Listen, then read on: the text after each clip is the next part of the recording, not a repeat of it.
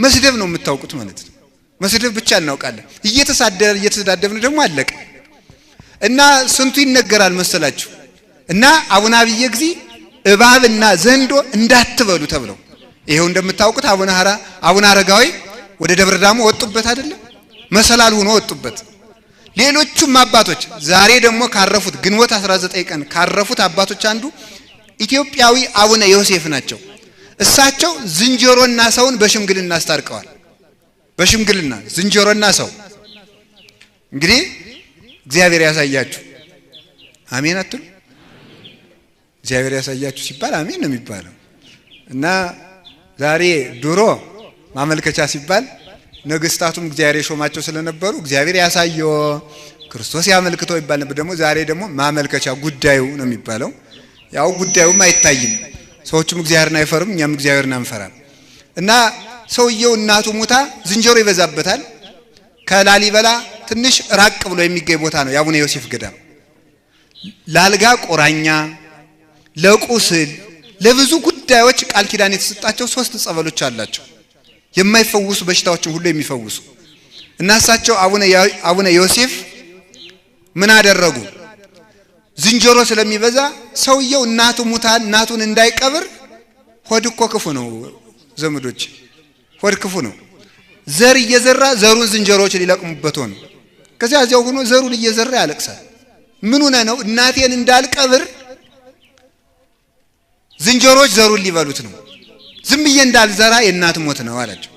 እኔ እጠብቅሃለሁ ሂድ እናትህን ቀብረን አሉት። ሂዶ ቀብሮ ተመለሰ። በሉ እንግዲህ ከዛሬ ጀምሮ እናንተም እህል ስታጭዱ አልፋችሁ ለዝንጀሮዎቹ ተውላቸው።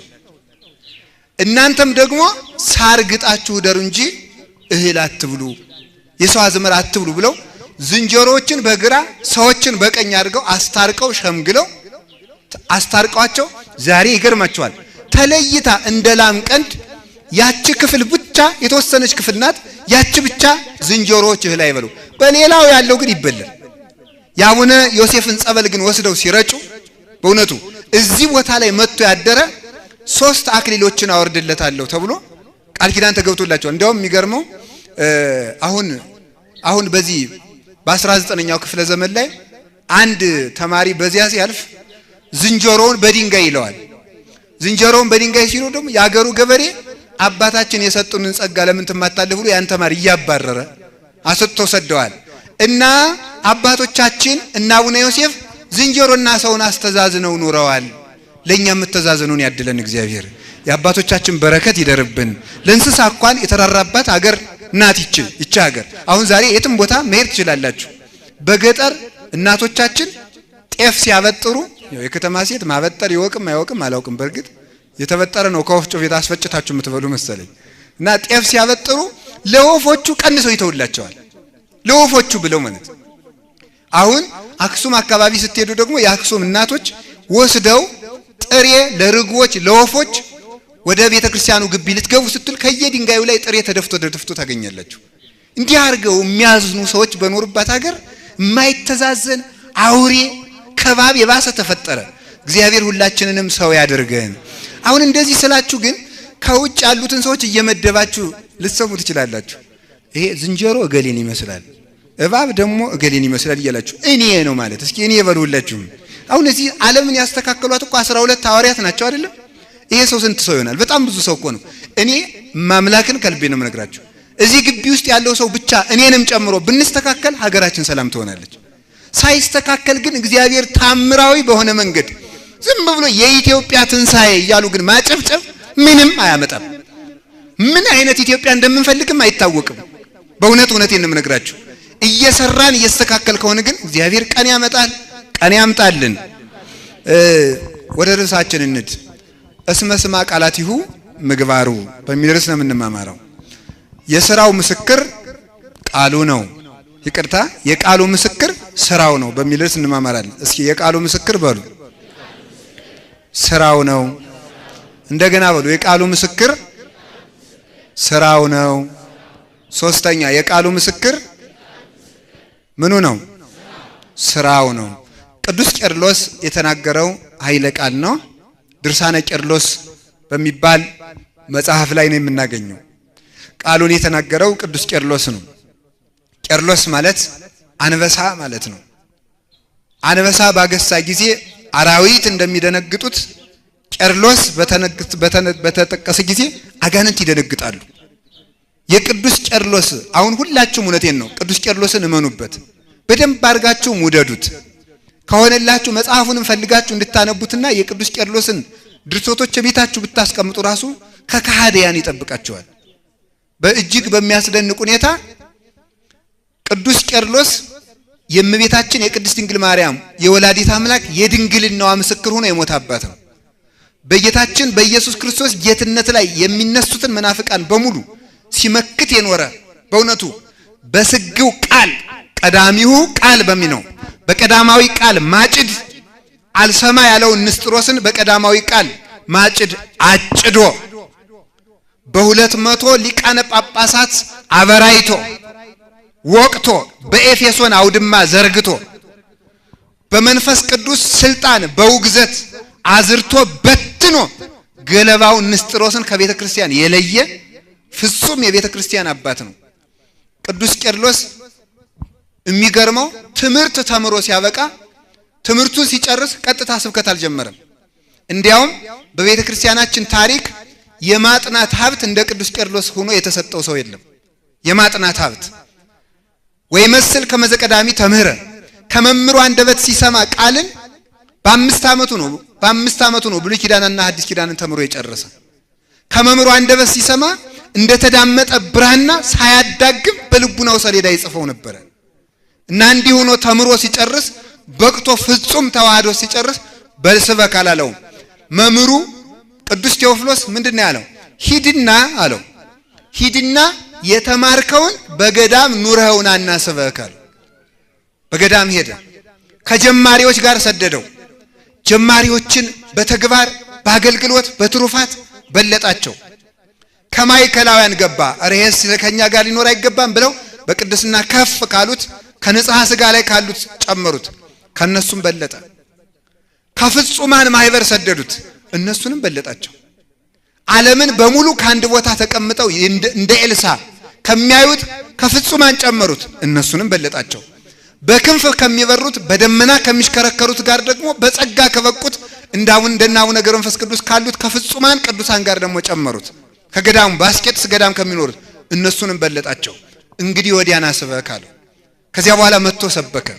የተማረውን ኖረው የኖረውን ሰበከው። ሰው ዛሬም እኮ ሰው ጠፍቶ ነው እንጂ እኔ ራሴ ማስተማር አልነበረብኝ። ስለሆነ ሰው ጠፍቶ ስል ደግሞ አይጣል ነው፣ ቃላት ይመነዘራሉ። መምህር የለም ማለት አይደለም። በእርግጠኝ ምን ማለት ይመስላችሁ? የበቁት አባቶች እዚህ አልመጣልን ብለው ነው እንጂ እኛ ቁጭ ብለን መማር ነበር የሚገባን በእውነቱ ማለት ነው። ግን ምን አለ መሰላችሁ? እኛም አንበቃም ህዝቡም አልበቃ ብሏል። የበቃ ባለ ትዳር ስለሌለ የበቃ መነኩሴ ያልገኛል። ምክንያቱም እናንተ የምትወልዱት እናንተ አይደላችሁም እንዴ? የራሳችሁን ትሰርቁና መነኮሳት ለምን ይሰርቃሉ ትላላችሁ? ሌቦች ስለምትወልዱን እኛም ሌባ እንሆናለን። ሌቦች ወለዳችሁን ሌባ ሆን፣ ቀጣፊዎች ስለወለዳችሁን ቀጣፊዎች ሆን፣ አመንዝሮች ስትወልዱን እኛም አመንዝር ጀመርን ማለት ነው። መርከስ ጀመርን። ትዳር ቢከበር ክህነት ይከበራል። ትዳር ቢከበር ምንኩስና ይከበራል። ሁለቱ የሚመነጩበት የሃይማኖት ማህፀን የተከበረ ትዳር ነው። ትዳር በመርከሱ ምክንያት ነው ሁለቱ እየተበከሉ ያሉት ምንኩስናና ክህነት ማለት ነው። ንጹህ ትዳር በሌለበት ንጹህ ክህነትና ንጹህ መነኩሴ ሊገኝ ፈጽሞ አይቻልም። ይህንን ማወቅ ይገባናል። አላችሁ? እግዚአብሔር ከሁላችን ጋር ይሁን። በቅቶ ሰበከ። አንድ ሰው ለመስበክ የሚገባው ምንድነው? የመጀመሪያው መማር። ከዚያ በኋላ ምን ማድረግ አለበት? መከራ መቀበል። እስቲ መከራ መቀበል በሉ። ምን ማድረግ አለበት? መከራ መቀበል አለበት። ሶስተኛ ምን ማድረግ አለበት? የተማረውን መኖር አለበት። የተማረውን መኖር። አሁን በዚህ ዘመን ያሉ መናፍቃን ሁለት ብልሃት ይጠቀሙብናል። ብነግራችሁ ጥሩ ነው አይመስላችሁ? እሺ ልንገራችሁ። ሁለት ነገር የሚጠቀሙብን። መጀመሪያ እንዲህ ይላሉ፣ እኔ እንዲህ ብሎ እንደዚህ ብሎ ኢየሱስ ክርስቶስ ተገልጦልኝ ኢየሱስን አይቼው ይላሉ። ቆይ አንተ ግን መጀመሪያ ይላል እናንተ መጽሐፍ ቅዱስ አታነቡም ይላል። መጽሐፍ ቅዱስ አታውቁም። ደሞ ሚሉና ምን ብለው ምን ይላል? ደሞ ተረት ነው የምታወሩት። ትርጓሜ እያላችሁ ገርል እያላችሁ ታምር እያላችሁ መጽሐፍ ቅዱስ አታነቡም ይላሉ። በጣም ቅሩ። እኔ አሁን አንድ መናፍቅን እንዲያርጌ ልጠይቀው፣ እናንተ መጽሐፍ ቅዱስ አታነቡም አሉ። አሁን እኔ መጽሐፍ ቅዱስ ልክ አይደለም ብዬ ብክድ በምን ይረታኛል? እስኪ እናንተ ራሱ መልሱልኝ። መጽሐፍ ቅዱስ ልክ አይደለም ብዬ ብክድ መልሱ ምንድነው? መጽሐፍ ቅዱስ ማን ነው የጠበቀው? ቤተክርስቲያን መጽሐፍ ቅዱስ ነው፣ ቤተክርስቲያን ናት። መጽሐፍ ቅዱስ ልክ ለመሆኑ ማስረጃው ቤተክርስቲያን ናት። ቤተክርስቲያን ልክ ለመሆኗ ማስረጃው መጽሐፍ ቅዱስ ነው። ያለ መጽሐፍ ቅዱስ ልክ የሚሆን መጽሐፍ ቅዱስ የለም። ያለ ቤተክርስቲያን ልክ የሚሆን መጽሐፍ ቅዱስ የለም። ያለ መጽሐፍ ቅዱስ ትክክል የምትሆን ቤተክርስቲያንም የለችም። ለምሳሌ አሁን አንድ ቃል ልንገራችሁ፣ አንድ ኃይለ ቃል ላንሳላችሁ። እኔ የሕይወት እንጀራ ነኝ ይላል። ስጋዬን የበላ ደሜን የጠጣ የዘላለም ሕይወት አለው ይላል። ስጋዬን የበላ ደሜን የጠጣ የዘላለም ሕይወት አለው ይላል። ስጋዬን የበላ ደሜን የጠጣ የዘላለም ሕይወት አለው ሲል ምንድነው ይሄ ስንል አንዱ የእምነት ድርጅት ወይም ፕሮቴስታንትን በልም ለምሳሌ አንዱ ምን ብሎ ይናገራል? ስጋዬ ያለው ክርስቶስ ቃሉን ነው ይላል። ቃሉን ነው፣ ትምህርቱን ነው። ስለዚህ ስንማር እየቆረብን ነው፣ ቁርባን አያስፈልግም ይላል። አንዱ ደግሞ አይ ስጋዬ ያለው በሱ ስም የምንበላውን የጌታ እራት ነው ይላል። አንዱ ደግሞ ተነስቶ አይ ስጋዬን የበላ ደግሞ ያለው ስሙ ሕይወት ስለሚሆን ስሙን ነው። ትክክለኛው የትኛው ነው ብንል ተመልከቱ። ትክክል የምትሆነው ትክክለኛውን ትርጉም ትክክል። ስለዚህ አንዱ ስጋዬን የበላ ያለው ቃሉን ከሆነ አንዱ ስሙን ማመን ብቻ ነው ካልን ምኑ ነው ካልን ብለን ብንጠይቅ ስጋዬን የበላ ማለቱ ቁርባን ነው፣ ቅዱስ ስጋውን ደሙን ክቡር ደሙን መቀበል ማለት ነው ብሎ የሚነግረን ሐዋርያት ሲማሩ የነበረ የሐዋርያት ተማሪ፣ የሐዋርያት ተማሪዎች ሲማሩ የነበረ የዚያ ተማሪ፣ ያ ሲያስተምር የነበረ የዚያ ተማሪ፣ ያ ሲያስተምር የነበረ የዚያ ተማሪ፣ በዚህ ተዋረድ ሰንሰለቱን ጠብቆ የመጣ መምህር የነገረኝ እንደሆነ እሱ ትክክል ነው ማለት ነው።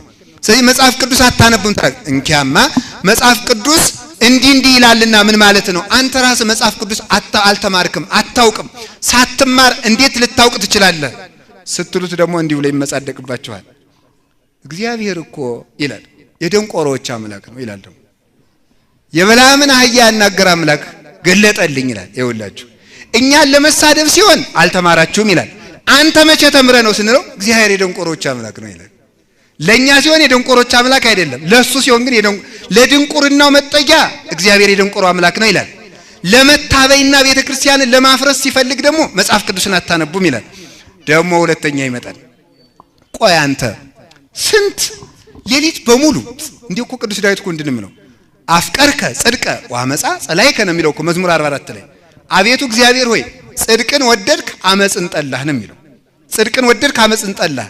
ትሕትናን ወደው አላውቅም ብለው፣ ጸሎትን ወደው ትጋትን ወደው፣ ከመብላት ይልቅ ረሃብን ወደው፣ ከመልበስ ይልቅ መራቁትን ወደው፣ ከክብር ይልቅ ውርደትን ወደው፣ ከሀብት ይልቅ ድህነትን ወደው፣ የሞቀ የደመቀ ከመልበስ ይልቅ ብርዱን ቁሩን ሐሩሩን ወደው፣ የላመ የጣመ ከመመገብ ይልቅ ተመልከቱ መናኛ የሆነ ምግብ እየበሉ ቅጠል ሸምጥጠው የሚኖሩት ቅዱሳን ሳይገልጠላቸው እነሱ ትክክል ሳይሆኑ አንተ ከሞቀ ከደመቀ ቤት ተቀምጠ የላመ የጣመ በልተ እንደወደድክ እየተናገርክ እንደወደድክ እየተሳደብክ አንድ ሲናገሩ 100 እየመለስ ላንተ እንዴት ሊገለጥልህ ቻለ ስትሉት ደግሞ እግዚአብሔር ጻድቃንን ልጠራ አልመጣውም ብሏል ይላል። ደግሞ ማለት መጠጊያ ያጡ ሰው አያችሁ ተመልከቱ። እስመ ሰብ ለከዩ ሃይማኖት ያለብሳ ሰው ክፋቱን ሃይማኖት ያለብሳታል አለ ሊቁ። እስኪ በሉ ሁላችሁ ሰው ክፋቱን በሉ ምን ያለብሳታል? ሃይማኖት ያለብሳታል። ክፋትን ይሰራና ለምን እንዲህ ታደርጋለህ? እየሮጠ ሄዶ ከሃይማኖት ይጠጋል። እየሮጠ ሄዶ በእግዚአብሔር ቸርነት ያመካኛል ለስንፍናቸው። ስለዚህ አንደኛ አታውቁም ብሎ በመመጻደቅ አንተ መቻወቅና ተብሎ ደግሞ በመጽሐፍ ቅዱስ ሲሞገድ መች ተማርክና? ሐዋርያት 3 ዓመት ተምረው ነው የሰበኩ። ቅዱስ ጳውሎስ 46 የብሉይ ኪዳን መጽሐፍትን ከገማልያል ስር ተምሮ ነው የሰበከ። አንተ መቼ ተማርክና? ሳይማሩ መንፈስ ቅዱስ ገለጠልኝ ይላል። ደግሞ ስትመጡበት ደግሞ ሳትማር ስትሉ መንፈስ ቅዱስ ገለጠልኝ። መንፈስ ቅዱስ ዝም ብሎ ሳይማሩ የሚገልጥ ከሆነ የስንፍና ረዳት ከሆነ ጌታስ ቢሆን ለሐዋርያት 3 ዓመት ለምን ማስተማር አስፈለገው? ዝም ብሎ መንፈስ ቅዱስ ልቆ ግለጥላቸው አይለውም ነበር? በድካም ነው ጥበብ የምትገኘው፣ በድካም ነው። ጥበብ የጥበብ ሀገሯ ድካም ነው፣ ልፋት ነው፣ ትርምት ነው፣ ትሕትና ነው፣ ጸሎት መድከም ነው። ዝም ብሎ ጥበብ አይገኝም። በግርግርታ በሆይሆይታ አይገኝም። እንዲያ ቢሆን ኑሮ ጌታ ለበውክሙኑ ተረዳችሁን እያለ ሐዋርያትን ማስተማር ባልተጠበቀበት ነበር። ሁሉ ለላሃዱ አሐዱ ገቡ ውስተ ቤቶሙ ወእግዚእየሱኒ ሆረ ውስተ ደብረ ዘይት ዋንጋ። ሁሉም ሲማሩ ሎ ቤቱን ሄደ። ኢየሱስ ክርስቶስ ግን ማደሪያ ስላልነበረ ወደ ደብረ ዘይት ሄዶ ሲጸልይ አደረ። ማለዳ በምኩራብ ተገኝቶ አስተማረ። 24 ሰዓት በሙሉ ሐዋርያትን 3 ዓመት እኔ እኮ ይገርመኛል። ሐዋርያት 3 ዓመት ከጌታ ከራሱ ተምረው ወንጌል አልረዳቸው ብሎ ረስተውት እንደገና ደግሞ ጌታ የነገርኳችሁን ረሳችሁት እያለ ከገሰጻቸው እኛ ከመምህር ሳንማር መምህር ነን ብለን ዘመጣት ለዚያውም መጽሐፍ ቅዱስ ነው እይኩን ተመልካት ምንድነው ብዙሃን መምህራን እሙስቴትክሙ አይደል ያለ ከናንተ መካከል ብዙ ሰው መምህር አይሁን እስመቅሩ ሙስናነ በዲባ አንቀጽ ሁላችን እንደምንሰናከል ታውቃላችሁና ብዙዎች መምህራን አይሁኑ ብሎ ተነግሯል። ስለዚህ ቅዱስ ቄርሎስ ሐዋርያት 3 ዓመት ተምረው እንደተሰበኩ እሱም ተምሮ ሰበከ። መጽሐፍ ቅዱስን እኮ እኛ ከማንበብ በላይ ተምረነዋል። ከመማር በላይ እየኖርነው ነው። ራሱ ቤተክርስቲያን ኦርቶዶክስ ተዋህዶ ቤተክርስቲያን ማለት መጽሐፍ ቅዱስን የምትሰብክ ብቻ አይደለም። ቅዱሳን የኦርቶዶክስ ቅዱሳን መጽሐፍ ቅዱስን የሚሰብኩ ብቻ ሳይሆን ራሳቸው መጽሐፍ ቅዱስ ይነበብባቸዋል። ራሳቸው መጽሐፍ ቅዱስ ናቸው።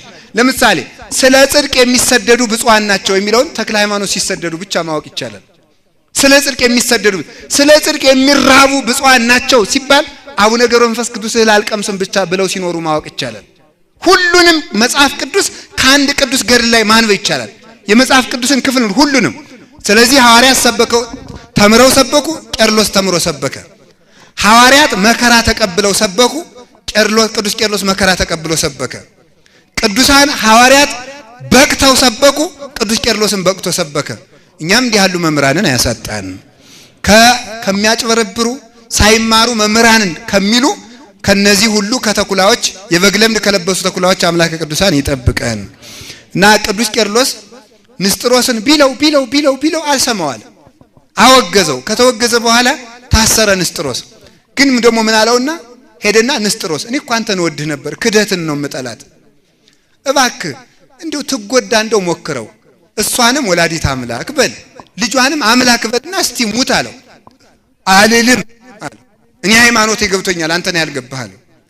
አይ እንግዲያስ ምላስህ ለአምላክ እናት ካልታዘዘች ላንተም አትታዘዝህ አለው። ምላሱ ተጎልጉሎ ንስጥሮስ ሞተ።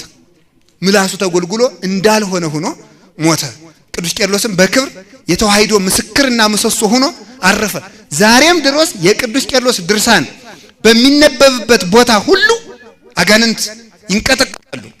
አሁን በዚህ ዘመን በዚህ 4-5 ዓመት ውስጥ እኔ አሁን ከመማርበት ሊቃውንት ትምህርት የሊቃውንት ጉባኤ ከመማርበት የቅዱስ ቄርሎስ ትርጓሜ ሲተረጎም 3 ሰዎች የቅባትና የጸጋ እምነት ተከታይ ሆነው አጭበርብረው መጽሐፍ እንማራለን ብለው ነጠላ ገብተው የቄስ ተማሪዎች ነን ብለው መጽሐፍ ትርጓሜ ቤት ገቡ። የቅዱስ ቄርሎስ ትርጓሜ ሲተረጎም ምላሳቸው ተጎልጉሎ ጮሁ። ለመምሩ ግን ቅባትን ነበር ያሉ። በዚህ ዘመን የተደረገ ነው። አሁንም ቅዱስ ቄርሎስን ለሚነምነው ለሚያምነው ድርሳኑን ለሚያነብሰው በሙሉ ከክህደት ይጠብቀዋል። ከክህደት በአምላኩ ይጠብቀን። እንግዲህ ቅዱስ ቄርሎስ ስለ ጌታችን ስለ ኢየሱስ ክርስቶስ ሲናገር የተናገረው ነው። ምንድነው የሚለው? እስመ ስማ ቃላቲሁ ምግባሩ። የጌታችን የኢየሱስ ክርስቶስ የቃሉ ምስክር ምኑ ነው አለ? ንግግሩ። የንግግሩ ምስክር ተግባሩ ነው። የቃሉ ምስክር ተግባሩ ነው በሉ። የቃሉ ምስክር ምንድነው? እንዲህ ይላሉ አሞኒዮስና ውሳቢዮስ የተባሉ ሊቃውንት በመቅደመ ወንጌል ላይ ሲናገሩ እግዚአብሔር ነባቢ ቃሊ ነው። እግዚአብሔር ይናገራል። የሚናገረውን ለመፈጸምም ስልጣን አለው። ለምሳሌ የማይናገረውን እግዚአብሔር የማይፈጽመውን አይናገርም። የሚናገረውን ለመፈጸም ግን ምን አለው? ስልጣን አለው። እግዚአብሔር ሰሚ ሳይኖርም አይናገርም። በነገራችሁ ላይ በዚህ ዓለም ላይ ንግግር የጀመረ እግዚአብሔር ነው። ንግግርን ደግሞ የጀመረ ብርሃንን ሲፈጥር ነው። እግዚአብሔር ሌሎችም ፍጥረታት በሙሉ በዝምታ ፈጥሮ እሁድ ነው ፍጥረት የጀመረ 7 ፍጥረታትን በዝምታ ፈጥሮ መላእክትንም በዝምታ ፈጥሮ 8ኛው ላይ ሲደርስ እግዚአብሔር መናገር ጀመረ። ምን ብሎ? ብርሃን ይሁን ተናገረ። ብርሃን ይሁን አለ። እግዚአብሔር ተናገረ፣ ብርሃንም ሆነ። እግዚአብሔር እስከዚህ ድረስ ለምን ዝም አለ? ሰሚ ሳይኖር ለማለት ይላሉ። ሰሚ ሳይኖር አትናገሩ። አሁን እኛ እኮ ዝም ብለን ሰሚ ሳይኖር እንናገራለን። መጀመሪያ ብእሲ ዘይነብብ ቃለ በኀበ ዘኢሰምዖ ይመስል ብእሴ አብደ ዘያስተጣግ አግልእተ በዲበ ሆፃ ይላል ሲራክ። በማይሰማው ሰው ጆሮ ቃልን የሚናገር ሰው ባሸዋ ላይ ካብን የሚክብ ሰው ይመስላል ይላል። በማይሰማው ሰው ጆሮ ቃልን የሚናገር ተመልከቱ፣ ካሸዋ ላይ ካብ የሚክብን ይመስላል። መጀመሪያ ለመናገር ሰሚ መኖር። አንዳንድ ጊዜ አሁን እናንተ ራሳችሁ እንዲህ ብላችሁ አታውቁ? በዚህ ዘመን እኮ እውነት የሚናገር መምህር የለም። እውነት የሚናገር መነኩሴ፣ ካህን፣ ዲያቆን፣ ጳጳስ የለም። ሁሉም አድርባይ ነው ትላላችሁ አትሉ? በሉ እንቅጩን ተናገሩ። አሁን ትላላችሁ አትሉ? እንላለን። ደግሞ በጠባያችን ምን አይነት መሰላችሁ? የኢትዮጵያ ሰው እስራኤላውያንን ነው የሚመስል። እስራኤል በጠባያቸው ቤተ ክህነትና ቤተ መንግስትን የሚሰድብላቸው ሰው ይወዳሉ። አሁን ለምሳሌ እኔ ብድግ ብዬ ብፁዕ አቡነ ገሌ ሌባ ናቸው፣ ቀጣፊ ናቸው፣ ሰው መሳይ ናቸው፣ ህዝቡ እየተበተነ የማያዙ ተኩላ ናቸው፣ ገንዘብ ነው የሚያጭበረብሩ ብል በስመ አብ አባ ገብረ ኪዳን እውነተኛ አባት ነው። እኔ እኮ ለዓላማዬ ሊሆን ይችላል የተናገርኩት ማለት ነው እንጂ አባን ወይም ብፁዕ አባታችን እንደዚያ ሌባ ሆነው ላይሆን ይችላል። በጠባያችን ቤተ ክህነትና ቤተ መንግስትን የሚሰድብ ሰዎቹ ትክክል አይሆንም ይሁንም ሳንመረምር የሚሳደብልን ሰው እንወዳለን። ግን ሰዎቹ ደግሞ ለዓላማቸው እያደረጉን እንደሆነ ግን አናውቅም ፈጽሞ ማለት ነው። ሳንመረምር ደስ ይለናል ዝም ብሎ እሰይ በቃ የዚያን ጊዜ አገር ይወጣልን፣ ቀን ይወጣልን፣ ሰላም የተመለሰልን፣ ርስታችን ጉልታችን የተመለሰልን፣ የተስተካከለልን፣ ፍትህ የተሰጠን ይመስለናል። ግን ትክክለኛ አባቶች እንዲያውም በክፉ ዘመን ምንድን ነው የሚሉ? ዝም ሰሚ የለማ። እስቲ በሞቴ ሰሚ የለም በሉ። አንዳንድ ጊዜ እኮ ሰላማዊ ሰልፎቻችን ሁሉ እኮ ይገርሙኛል። እኔ ሰሚ ሳይኖር እኮ ነው የምንጮኸው። ተናግረን ዝም ወጣችሁ ነበር ጎበዞች ብለው ሰው አሽፈውብን ቁጭ ይላል። ሰሚ እንዲያው አንደ እማምላክን ጀግና እንዲያውም በዝምታው ነው የሚያስፈራ። ክርስቲያን በዝምታው ነው የሚያስፈራ። ዝም አሉ ከኢትዮጵያ ነገስታት አንዱ እኮ አድርገዋል አይደል? ግብር ጨመሩ አይደል? ህዝቡ ወጣ። ከዛ በኋላ በበነገው ደግሞ ጨምሩ እንደውም ከትናንት ነው አሉ። ደግሞ ወጣ ጨምሩ አሉ። በሶስተኛው ዝም አሉ። ህዝቡ ቁጭ አለ ዝም ብሎ። ህዝቡ እንዴት ብሏል አሉ። ኧረ ጃን ሆይ ዝም ብሏል፣ አሁን ነው መፍራት አሉ ይባላል። ዝም ስንል እንዲያውም እውነቴን ነው የምነግራችሁ፣ ዝም ብለን ስራ እንሰራለን። አሁን እንወጣና እኛ በቀጣይ እንዲህ እናደርጋለን ታደርጉ አስባችኋል? ጥሩ ነው ይሉና እነሱ ቀድሞ ያበላሹታል። ዝም ማለት ሰሚ ሳይኖር እንኳን ሰው እግዚአብሔር አይናገርም። እስኪ በሉ ሁላችሁ ሰሚ ሳይኖር በሉ። እንኳን ሰው ማን አይናገርም? እግዚአብሔር አይናገርም። እግዚአብሔር ለምን ዝም አለን በሉ እስኪ ሁላችሁ። ሰሚ ስለሌለ ማን ይስማ? በፍጹም እኛን ዘረኛ አትሁኑ ቢለን ዘረኛ። አሁን አንዱ ጠጋይልን አባ እኔም እኮ ሰው አካባቢ ነው ሲል ነው ልጅ ደህና ነህ በል እንግዲህ ያገኛለሁ በዘር እናንተም ዘር ማን የሚሰማል? እስኪ ስጋው ደግሞ የማትቀበሉ እጃችሁን አውጡ በሉ። አውጡ የማትቀበሉ ተቀበለናል ትሉ እንዴ? የሐሰት ምስክር እኮ ነው፣ ነውር እኮ ነው። በሉ አውጡ ከፍ አድርጋችሁ ይውላችሁ በሉ እስቲ። አዎ ስጋዬን የበላ በሉ ደሜን የጠጣ የዘላለም ሕይወት አለው በሉ። ይሄንን አድርጋችሁታል አላደረጋችሁም? እግዚአብሔር ለምን ዝም አለን በሉ። ሰሚ ስለሌለ። ቁረቡ ተባላችሁ አትሰሙ፣ ጸልዩ ተባላችሁ አትሰሙ። በየሜዳው አትጋቡ፣ ያለ ቤተ ክርስቲያን ሥርዓት አትጋቡ። በየሜዳ እየተጋባችሁ በየሜዳው እየሞታችሁ ትቀራላችሁ ተባለ። ኧረ የለም በየሜዳው መጋባት። እንዲያውም እኮ ያለ ቤተ ክርስቲያን የሚደረግ ጋብቻ የባዝራና የፈረስ ጋብቻ ነው ነው ሰለስቱ የሚሉት ማለት። ቤተ ክርስቲያንም አታውቃቸውም ይላል። ሳታውቃችሁ በየሜዳው ትወድቃላችሁ፣ በየሜዳው ወድቀን እንቀራለን። እግዚአብሔርን ለመስማት ያብቃን። ኪዳን አስደርሱ ተባል ወይ ወዴት? አስቀድሱ ወይ ወዴት? ዳዊት ድገሙ ኧረ ምንም፣ ታረቁ ኧረ ምንም፣ ንስሐ አባት ያዙ ወይ ምንም። እግዚአብሔር ቸር ነው፣ እኛ ጨካኝ ነው ብለናል። እግዚአብሔር ቸር ነው እንዴ? እስኪ ሁላችሁ ውሃ ጠምቷችኋል፣ ከወንዙ ዳዳችሁ ቆማችሁ ዋሉና እስኪ እንደው ትረኩ እንደው ይሁት። ውሃ ጥሩ ነው በሉ ውሃ ጥሩ ነው። እንደገና እሺ ማር ጥሩ ነው በሉ እንደገና ጠጣችሁ አልጠጣችሁ? እግዚአብሔር ቸር ነው። እግዚአብሔር ቸር ነው። ቸር ነው ግን አልተጠቀምክበትም። ቸር ነው። ቸርነቱማ ብላኝ አለ እኮ ጠጣኝ አለ። ልጄ እንጀራ ብቻ ሳይሆን እኔን ብላ አለ። ልጄ ውሃ ሳይሆን እኔን ጠጣ አለ። ማን ይስማ? ሰሚ በሌለበት እግዚአብሔርስ እንዴት አድርጎ ይስማን? ስንሰማ ነበር የሚሰማን። ዛሬም ሰምታችኋል። መሸነጋ ሳትሉ ወደ እግዚአብሔር ቤት መቅረብ ብቻ ነው እንሰማ የሚያደርገን። ሰሚ ሳይኖር ከመናገር ዝም ብሎ ለእግዚአብሔር እንዴ አልሰማችሁም እንዴ? አንድ መስፍን እኮ ኢትዮጵያ ውስጥ እኮ አደረገ። ለንጉሱ አልገዛም ብሎ ንጉሱን አልነግራችሁም። ለንጉሱ አልገዛም አለ። አልገዛም ሲል ትዕቢተኛ ነበር። እሱም በአንድ አውራጃ የተሾመ ነው። የቱ አውራጃ እንደሆነም አልናገርም። ደግሞ ዘረኝነት ነው የሚመስላችሁ። በዚያ ሲገዛ መስፍኑ ትዕቢተኛ ነው። እንዲያውም ከትዕቢተኛቱ የተነሳ የኔ ሚስት ቤተክርስቲያን ሳትገባ የምትገቢ ሴት ወዮልሽ ብሎ የሱ ሚስት ተኝታ ታረፍድና ሌት የመጡ ሴቶች እየተንቀጠቀጡ ብርድ ላይ ይቆያሉ። የሱን ሚስት ቀድማ የገባች ሴት እግሯን ትቆረጣለች። እንዲህ ያለ ትዕቢተኛ ነበር። እንዲያውም ከትዕቢቱ ብዛት የተነሳ የጉንዳን ግብር አስከፍሎ ነበር ይባላል። እንዲያው እስቲ ህዝቡ ይገዛልኛል አይገዛልኝም ለማለት ጉንዳን አስገብሮ ነበር። እንደው ያ ይሻላል እያረዱ የሚጠሉስ ጉንዳኑስ ባዩ ጆሮ ነበር የሚነክስ። አሁን ተመልከቱ። ይሄ ሰው ከዚያ በኋላ ምን አደረጉት? ይሄ ሰው ሲታሰር ወታደሮቹ ሄደው የሱ ሚስት በማይረባ ግብር አገኙት። እንዲያ ሲያደርጉ የሚገርመው ግን ቀን ሰው እየበደለ ሌሊት በገና ይደረድር ነበር። እግዚአብሔር ቸር አይደለም? ኋላ አለቀሰ። ሚስቱ ስትገባ ቤተክርስቲያን ስትገባ ትክ ብሎ ያየ ሰው ይቀጣ ነበር። ምን ብሎ አደረደረ በገናውን? ወታደሮቹ እሱ ሲወድቅ ለዚህ ነው ምን አለ መሰላችሁ ሰሎሞን ቀን የሚያመጣውን አታውቅምና በጠላት ውድቀት ደስ አይበልህ ይላል። አንተም ነገ ወዳቂ ልትወጥ እንችላለህና ቀን አገኘው ብለህ የወደቀውን ደግሞ አንተ መልሰህ ያንን ከሆንክ ብልጫህ ምንድነው ሲል ነው።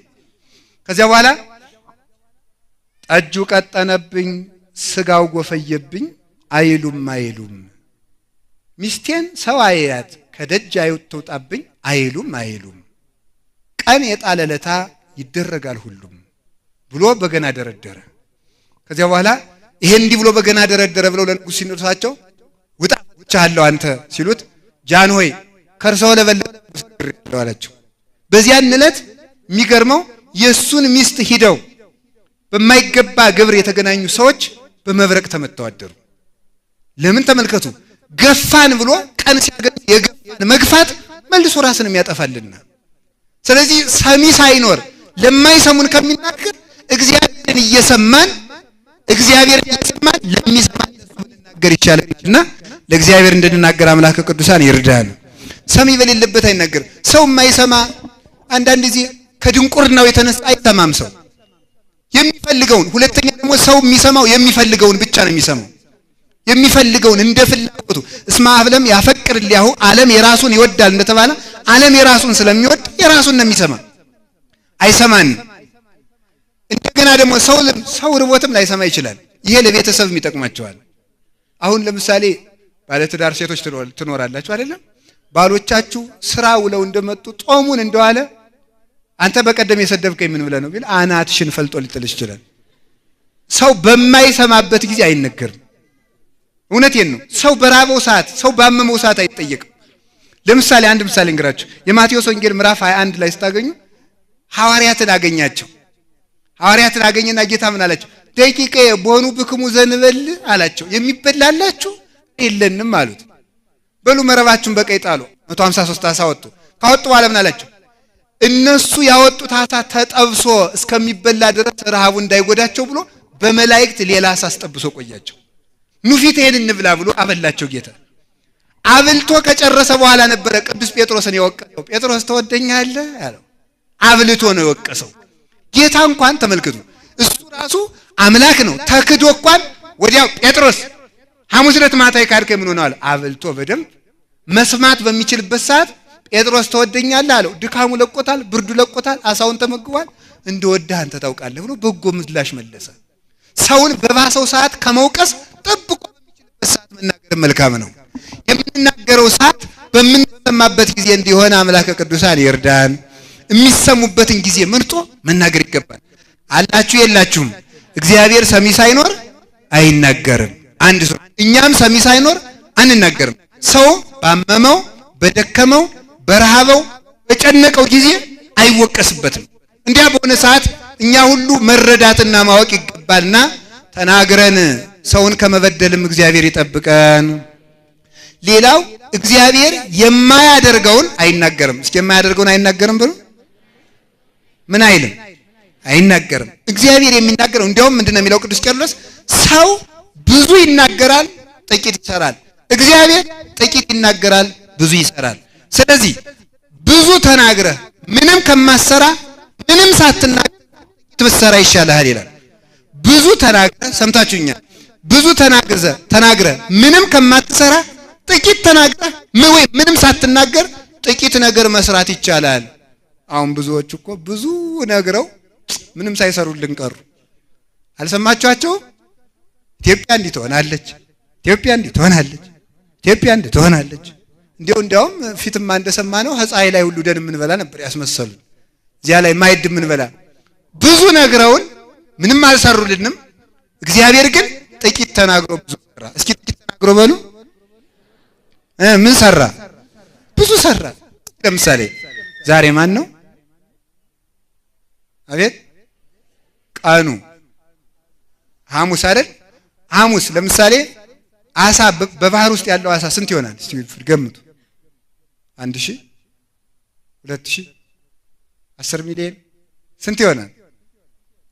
አቤት አናውቅም በሉ። ጥሩ ነው፣ እሱ መልስ ነው።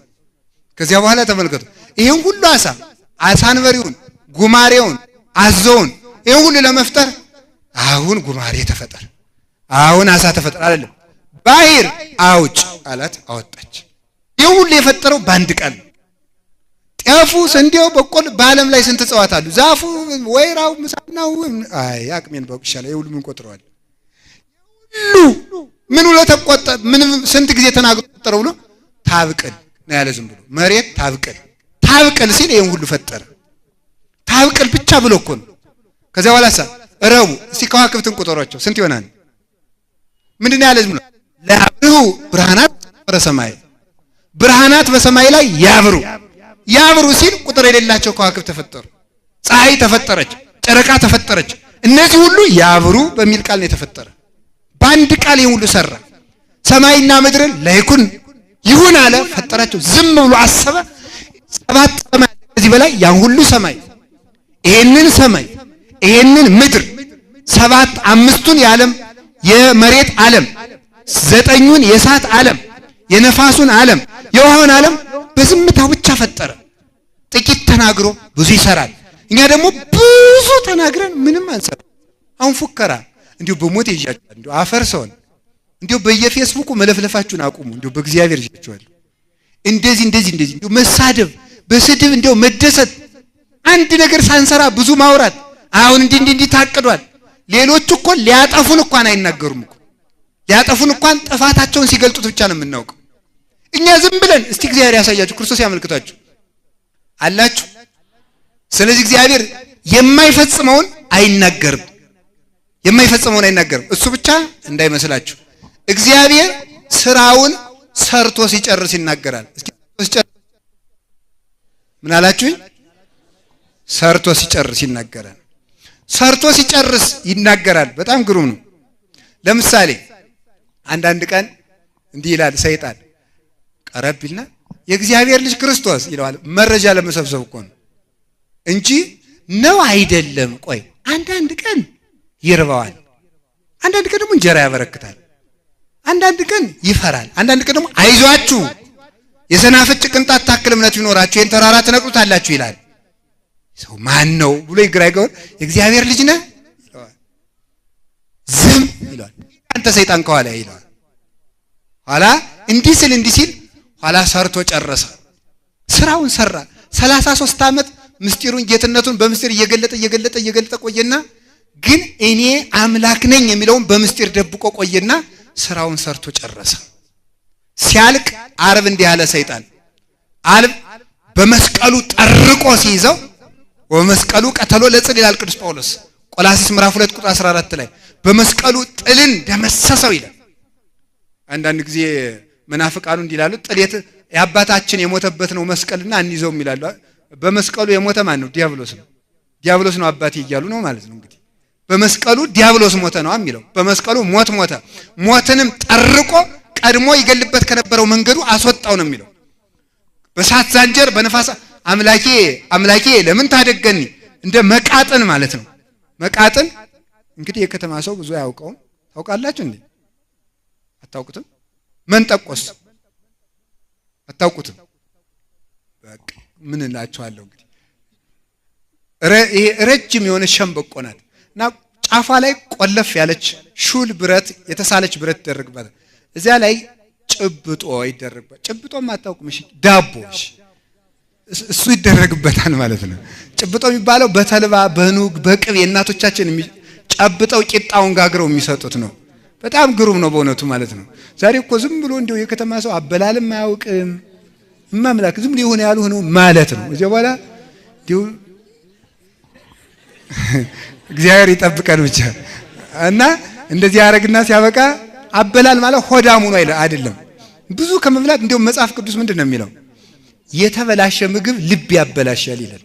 እውነቴን ነው። የደፈረሰ ምግብ ልብ ያደፈረሰ የሆነ ያልሆነውን አትብሉ። እንደው በገበያው ሁሉ መብላት መንገድ ለመንገድ እንደው እንዳሳማ ዝም ብሎ እንደው ማምላክ ቦታ ሳይመርጡ መብላት። እንደው ክርስቲያን እኮ ጠንቃቃ እኮ ነው በእውነቱ ማለት የተጠነቀቀ ነው። በየቦታው አይዝረከረክም አላችሁ።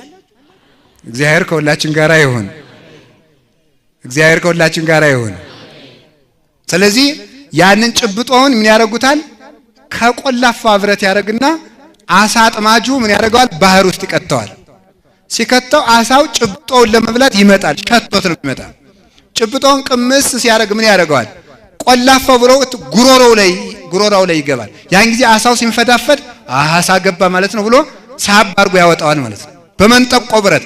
ግን አሳው የመጣ እንጀራውን ወይም ዳቦውን ቂጣውን ብሎ የመጣ ልክ እንደዚህ ይላል እነ ቅዱስ ቄርሎስ ሲተረጉሙ።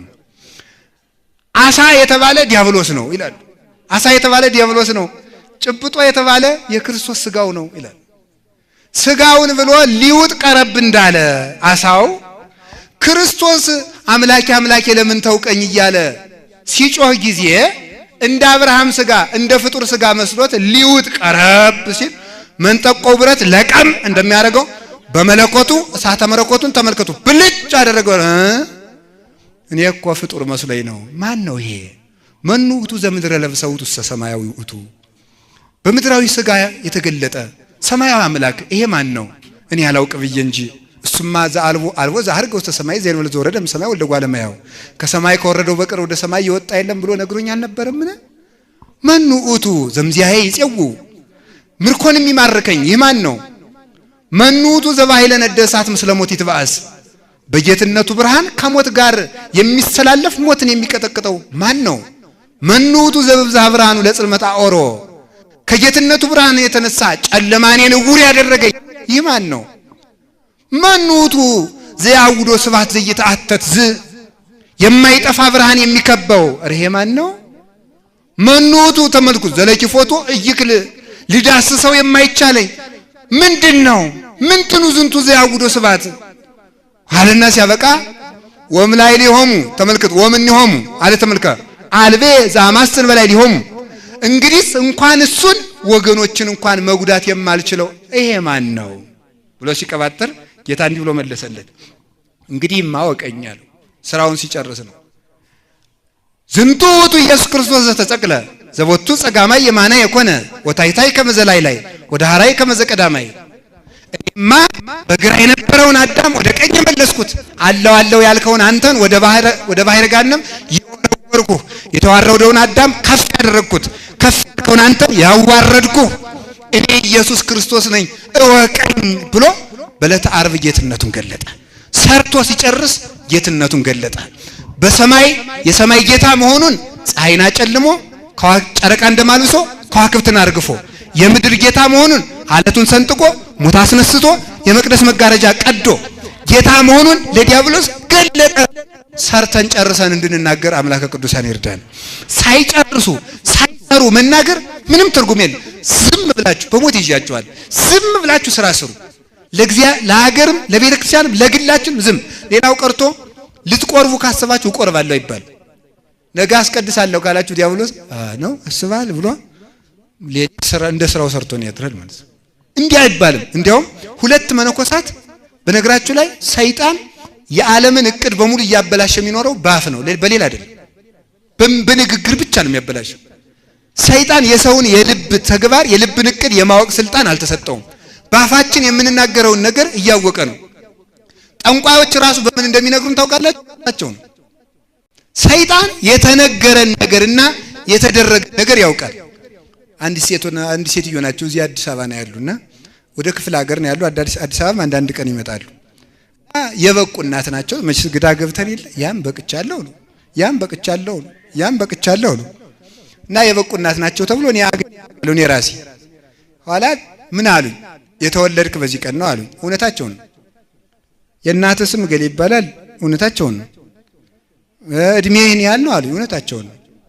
ግን ይሄ የበቁ አያስብላቸውም። ለምን ሲባል አንደኛ መረጃ ሰብስበው ሊሆን ይችላል። ሁለተኛ ደግሞ የተደረገን ነገር ሰይጣን ያውቃል። እስኪ የተደረገን ነገር በሉ ማን ያውቃል? እኔ መወለድ የተደረገ ነው ልጅ ያለው እኮ ማለት ነው። የተደረገ ነገር ስለሆነ ያውቃል። ቆይ እናንተ አዲስ አበባ ተቀምጣችሁ አሜሪካ መደወል ከቻላችሁ ጎጃም ያለው ሰይጣን ሐዋሳ ላለው ሰይጣን ለምን አይነግረውም? እውነቴን እኮ ነው። በቃ ይነግረዋል። በቃ ይነግረዋል። ለምን አይነግረው? ደግሞ ሲጀምር ታውቃላችሁ አይንን ጭፍን አድርጎ ግልጥ እስከሚያደርጉ ድረስ ሰይጣን ከሰማይ ደርሶ ምድር መልሶ ሰማይ መድረስ ይችላል። ይሄ ፍጥነት አለው ማለት ነው። በዓለም ላይ በሳይንሱ ፈጣን የሚባለው ብርሃን ነው አይደለ? ሰይጣን ግን ከብርሃን ፍጥነት የቀደመ ፍጥነት አለው። በዚህ ፍጥነቱ መረጃ ይቀባበላሉ አጋንንቱ ማለት ነው። የተነገረን ማወቅ የሚችሉበት ስልጣን አላቸው። ያልተነገረን በልብ የታቀደን ነገር ግን አያውቁም። ስለዚህ ሁልጊዜ እያቀርን በየዛሬ ወር እቆርባለሁ፣ የዛሬ ወር እታርቃለሁ፣ የዛሬ ዓመት እንዲያደርጋለሁ እያልን በአንደበታችን እቅዶቻችን ስለምንዘረዝር ከዚህ የተነሳ ሰይጣን እያበላሸ ከአንደበታችን የተነሳ ይጎዳናል።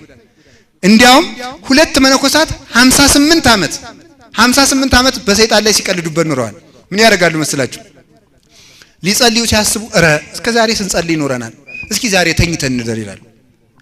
አይ እነዚህ እንቅልፋም ናቸው፣ ሌላ መነኩሴ ልፈልግ ብሎ ይሄዳል። በነገራችሁ ላይ ሌሊት የሚተኛ ሰው ሌሊት የሚጸልይ ሰው አለ አይደለ? ከሚጸልይ ሰው የተቃጠለ ሰይጣን እየመጣ እዚህ ላይ ነው የሚከማችበት ማለት ነው። የሚከማችበት ምን ያደርጋ መሰላችሁ? ከሚጸልየው ሰውዬ ጋር አንዱ ጋኔ በእንቅልፍ እጥልሃለሁ አጥለኝም፣ ያኛው በጸሎት ያንገበግባል፣ ይሄ በእንቅልፍ ያንገበግባል። ሰይጣን ሲታገሉ ያኛው ሰይጣን በደንብ አድርጎ የሰነፉ ሰይጣን ነው ያኛ ሰነፉ አጠገብ የነበረው በደንብ አድርጎ መተኛቱን ያረጋግጣል። ወቃ ለብርድ ልብስ አድርጎ ለጥማለቱን አረጋገጠ። አይ እንግዲህ ግንድ ነው ሌላ ፍልጋለድ ብሎ ሲሄድ ጓደኛው ሲንገበገብ ያለው ምን ይላል መስላችሁ? ና የኔው ጅል አለ ብሎ ወደዚያ ወደተኛው ወስዶ ይከማችበታል። ሌሊት ካልነቁ እናንተ አካባቢ ብቻ ያለው ሳይሆን ከሚጸልዩ ሰዎች የተባረረው ሰይጣን ሁሉ እናንተ ነው እየመጣ የሚከማቸው። እንዲሁ በሞት ይዣችኋለሁ ሌሊት ጸልዩ አዛኝም ነውር ነው። በነገራችሁ ላይ ፍትሐ ነገሥት ላይ ምናሉ አባቶቻችን ሌሊት የማይጸልይ ሰው ለዚህ ሌሊት ፈጣሪ የለውም ብሎ ከካደ ጋር እኩል ነው። አምላክ የለብኝም፣ ጌታ የለኝም፣ ባለቤት የለብኝም ብሎ እንደመካር የሚያስቆጥረው። ሌሊት ተነስተን እግዚአብሔር ማመስገን አለብን። ከዚያ በሌሊት የታመነው ነው በቀን በሰላም እንድንውል የሚያደርገን። አላችሁ የላችሁም? እንደዚህ ይላሉ። ሊጸልዩ ሲያስቡ እንተኛ ይላሉ።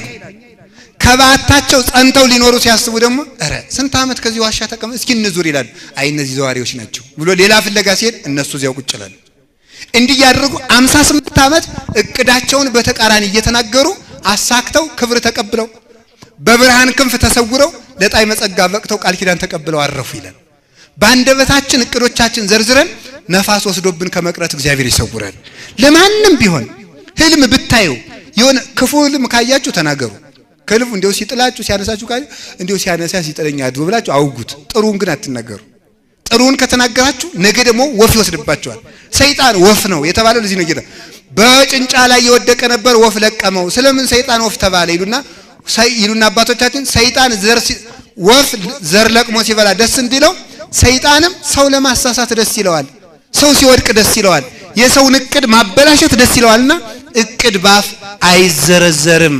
አንደበታችን እንድንጠብቅ አምላከ ቅዱሳን ይርዳን። ሰርተን ጨርሰን ለመናገርም ያብቃን። ሳንጨርስም ብለን ከፉከረ አላችሁ አይላችሁም? ጌታችን ኢየሱስ ክርስቶስ የማይፈጽመውን ይናገራል ነው ያልኩኝ? አላልኩም። ምንድነው ያልነው? የማይፈጽመውን አይናገርም በሉ። የማይፈጽመውን ስለማይናገር የቃሉ ምስክር ምኑ ነው? ኧረ በሉ። እሱ ባንዳች ነገር አትጨነቁ የህይወት መጋቢ እኔ ነኝ አለ። ምስክር ተግባሩን እንጀራ በርክቶ አልመሰከረም? መስክሯል። መድኃኒት ነኝ ኢየሱስ ማለት መድኃኒት ነው አለ። መድኃኒት መሆኑን ድዊ ፈውሶ አልመሰከረም? ትንሣኤና ህይወት ነኝ አለ። ንግግሩን ያላት ቀን ሬሳ አላዛርን ቀስቅሶ አልመሰከረም? መስክሯል። ስለዚህ የሥራው ምስክር የቃሉ ምስክር ስራው ነው። ክርስቶስ አምላክ ለመሆኑ ማስረጃችሁ ምንድነው? እስቲ መጽሐፍ ቅዱስ ላይ ይላሉ። አሁን ሌሎች እምነት ድርጅቶች በተለይ አማሊቃውያን አሕዛብ በተለይ እንዲላሉ መጽሐፍ ቅዱስ ላይ ኢየሱስ ክርስቶስ እኔ አምላክ ነኝ ያለውን ወይ መጽሐፍ ቅዱስ ክፍል አስረዳ ቢል ምስክሩ ነው። በድንግልና መለወለዱ ምስክሩ ነው። ሞቶ ሰማይና ምድር መግዛቱ ምስክሩ ነው። ሞትን ድል አድርጎ መነሳቱ ምስክሩ ነው። ሽባዎችን መተርተሩ ምስክሩ ነው። ዲዳዎችን ማናገሩ ምስክሩ ነው። የደንቆሮችን ጆሮ መክፈቱ ምስክሩ ነው። ባሕር ሰገደችለት እኮ መኑ ዝንቱ ይሄ ባሕር ታዘዘለት ይህ ማን ነው ተብሏል እኮ። አንዳንድ ጊዜ እንዴ ክርስቶስ አምላክ ከሆነ ለምን አንቀላፋ ይላሉ። እንግዲህ ክርስቶስ አምላክ ካልሆነ ለምን ነፋሳትን ገሰጸ? መልሱ እኮ እዚያው ላይ ያለ ነው። እንዴት ባሕር ታዘዘችው? እንዴት አጋንንትስ ለመኑት ተንቀጠቀጡለት? ስለዚህ ስራውን ቃሉን በስራ ገለጠ። ቃላችን በስራ ለመግለጥ ያብቃን። አውርኛ ግን አንድ አንሰራ መለፍለፍ። በተለይ እኔ አደራችሁ እንደው በሞት ያፈርሰው እንዳትቆጡ አትቆጡም ልንገራችሁ። በተለይ እኔ አሁን እንግዲህ ጧፍ ልናበራ ነው መሰል ይሄ ጧፍ እያበሩ መፎከር ብታቆሙ ይሻላል። የአዲስ አበባ ሰው ማለት ነው። እኔ ቅጩን ገጠር ለምኖር እንግዲህ የፈለጋችሁን አድርጉኝ። አሁን ስለምጠፋችሁ ወይ አትቀጠቅጡኝ ነገር እንግዲህ ዝም ብላችሁ ብድግ እኔን የሚያህል ጧፍ እያበራችሁ ኦርቶዶክስ አትበጠስም በፉከራ ነው እንዴ? ስራ መስራት ነው። እስኪ ስራ መስራት በሉ። በእንዲህ አድርገን እንደዚህ ብሎ ነገር እንደዚህ ብሎ ስራ አይሰራም። ዝም ብሎ ነው ጌታ ስራ የሰራ ለመልካም። እንዲያውም እውነቴን ነው በዚህ ዘመን ተናግረን ካቀና ነው ተናግረን ያበላሸ ነው ይብሳል። ለመልካም ተብሎ ይቻላል። ንግግራችን ከሚጠቅም ይልቅ ዝምታችን ይጠቅም ነበረ። እሳት ያነደድ ነው እየተናገርን ነው። አርመምኩ ለሰናይ ያለ ቅዱስ ዳዊት እኔ ለመልካም ብዬ ዝም አልኩ ወታደሰኒ ቁስሌም በውስጤ ታደሰብኛል። አንዱ መልካም ዝምታ የጌታ ዝምታ ነው። እንዲያውም ጌታ በንግግሩ እንዳዳነን በዝምታው ያዳነን ደግሞ ብዙ ነው። ጌታ በዝምታው ዓለም እንዳዳነ ታውቃላችሁ። አንድ ቀን አይሁድ ጌታን ከሰሱት። እንዲህ አሉት፣ አንተ በምን ስልጣን ነው ግን ይሄንን ገበያ የምትፈታ? የዮሐንስ ጥምቀት ከምድር ነው ከሰማይ ነው? መልስ አሳጣቸው። ዝም አሉ። መርታት ይችልበታል እኮ መምህር ለመንግስት ግብር መክፈል ይገባል አሉት። ተልከው የመጡት ናቸው እነዚያ። የሚያጣሉት እዚህም ይኖራል። ለነፍስ ብታስብላት ይሻላል። ተልኮም ይመጣል ለዚህ ሞልቷል። ለዚህም ቢሆን ለመንግስት ግብር እንክፈል አንክፈል አሉት። አትክፈሉ ቢል በመንግስት ላይ አምጿል ይሉት ነው። ክፈሉ ሲሉ ተመልከቱ። ዛሬ እውነት ሲነገር ሁሉ አባቶችን እንደሚያሸማቅቁት ማለት ነው። አይ ክፈሉ ቢል መንግስት አቀርማጭ ነው ሊሉት ነው ደግሞ። ከዚያ በኋላ ምን አላቸው? ሳንቲሙ ለማን ነው አላቸው።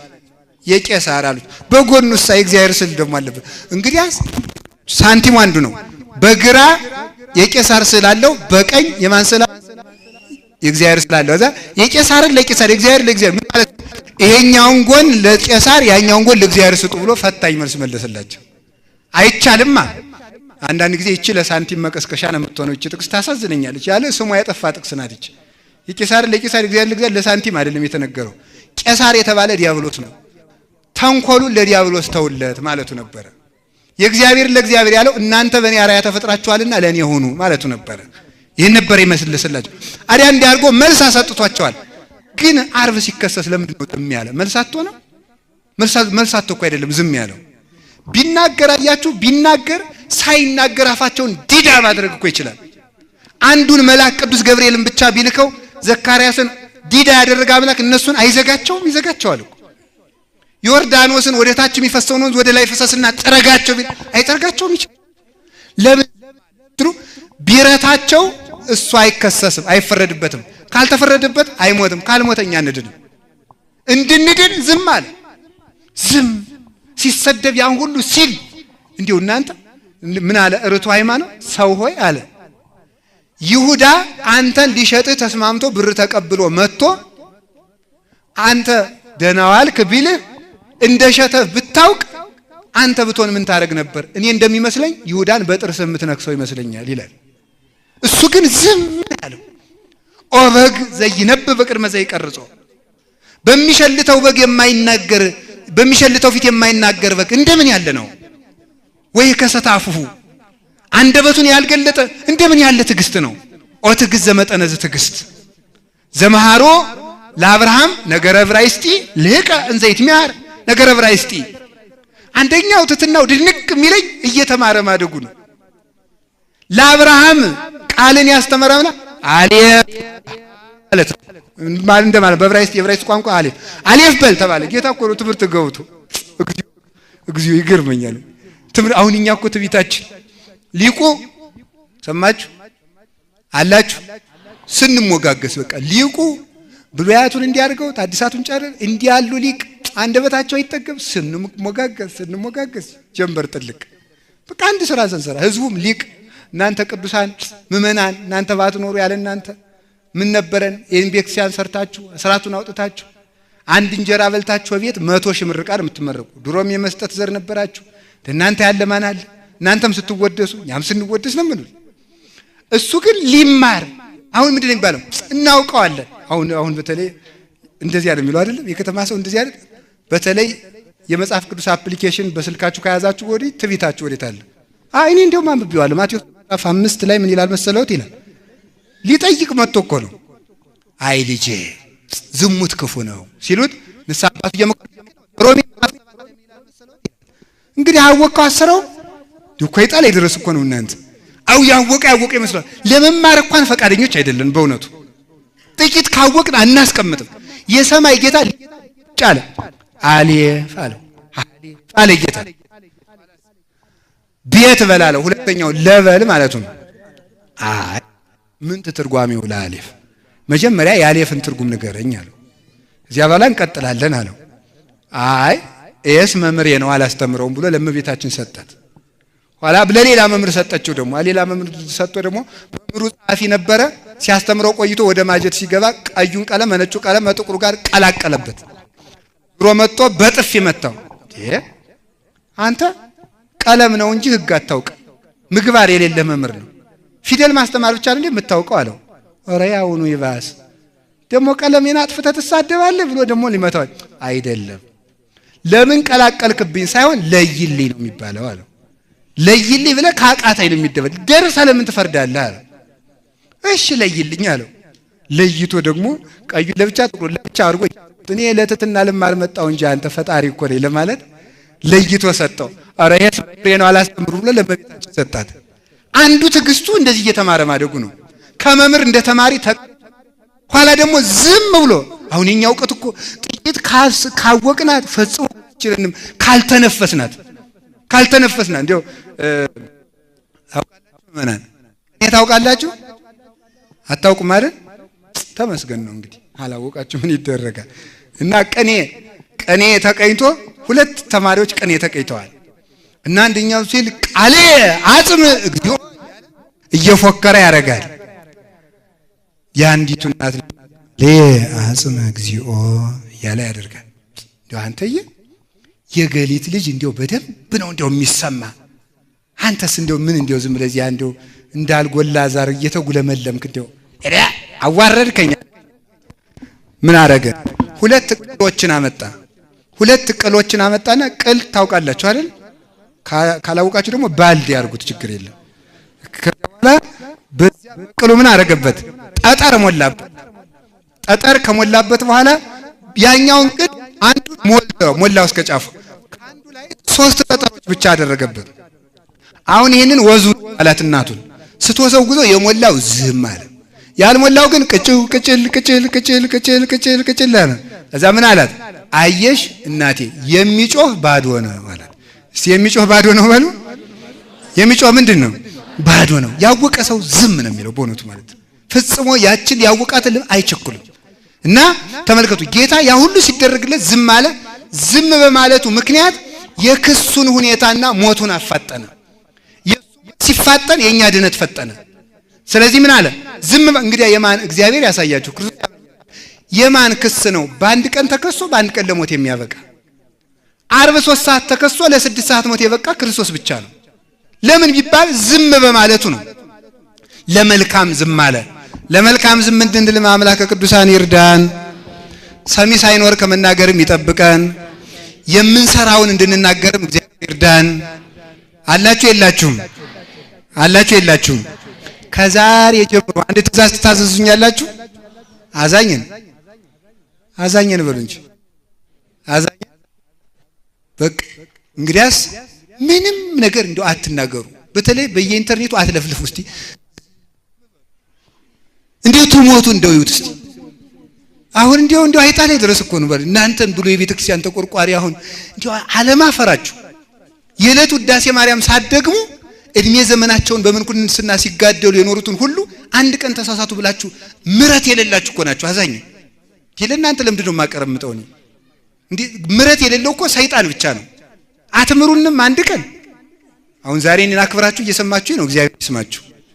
ነገ ደግሞ ብሳሳት ምን ብታልፉን ብትምሩን ምን አለ? እግዚአብሔር እየማረን እናንተ አትምሩንም? በዚያውስ ላይ እናንተን የሚምር እግዚአብሔር እኛን አይምረንም? ለምን አይምረን? እናንተ ሙተህልኛልና ይቅር በለኝ ስትሉት ይቅር ካላችሁት ጌታዬ ኢየሱስ ክርስቶስ ቅዳሴ ቀድሼ ስጋህን የፈተትኩን እጄ ለሲኦል አታቃጥለው ብዬ ብለምን ነው እኔን አይምረኝ? ለምንድን ፈራጆች ምን ሆነው? ይሄ ከትዕቢተኛ ልቡና የሚመጣ እኮ ነው። እንዲያው ቅዱስ ዳዊት እንዲህ አለ፣ ተመልከቱ። እግዚአብሔር እንድን ያለው ይሴረውን እግዚአብሔር ለከናፍረ ጉሂሉት ወለልሳን እንተ ተዓቢ እግዚአብሔር የሽንገላ ከንፈሮችን ይነቅላቸዋል። ከፍ ከፍ ብላ የምትናገር ምላስንም ይነቅላታል ይላል። ከፍ ከፍ ብላ የምትናገር ምላስ በሞት ይበሉ። ከፍ ከፍ ብላ ምን የምትል ምላስ? የምትናገር ምላስ። ከፍ ከፍ ብላ የምትናገር ምላስ በማናት? በእግዚአብሔርን የሚሳደባሉ፣ መቤታችን የሚሳደባሉ፣ ከዚያ ቅዱሳን የሚሳደባሉ። ሌላስ ምን የሚሳደባሉ? አሁን ስድብ አድጎ የተደረሰ መሰላችሁ? ድሮ በጣም በሚያስደንቅ ሁኔታ አላችሁ የእግዚአብሔር ቤተሰቦች አላችሁ። እግዚአብሔር ከሁላችን ጋር ይሁን። ድሮ ጳጳስን ማየት ክርስቶስን እንደማየት ነበር የሚቆጠረው። በድሮ ክርስቲያኖች ዘንድ ጳጳስን ማየት ክርስቶስን እንደማየት ነበር። ዛሬ ጳጳስን መስደብ ጓደኛን ከመስደብ እኩል ነው። ሙልጭ አሁን አድጋ እመቤቴን እንደ ወላዲተ አምላክን የማንም ልኮኝ አይደለም የምናገረው፣ ስላሴ ያውቁታል። አድጋችሁ ከመላእክት ጋር ልታመሰግኑ ሲገባ አድጋችሁ ጳጳስ ለመስደብ መጣችሁ። ተሳደብ ሙልጭ አድርጎ መሳደብ። ከፍ ብላ የምትናገር ምላስን ይነቅላል። ምን አለ ዝም ብንል? በእውነቱ ጥፋትስ ቢኖር ዝም ብንል ምን አለ? እግዚአብሔር የመስተካከያ ጊዜ እኮ ይሰጥ ነበረ፣ እንድንስተካከልም ያደርጋል። ብትለምኑልስ ምን አለ? ቅዱስ ጴጥሮስ እኮ ቢታሰር ምእመናን ላይ ዘኮ ነው ያስፈቱት። እኛ ኃጢአት ቢያስረን ዘረኝነት ቢያስረን እናንተ ጸልያችሁ አስፈቱት። ሲጀመር ዛሬ ደግሞ አንድ ቤት ስራ ልስጣችሁ።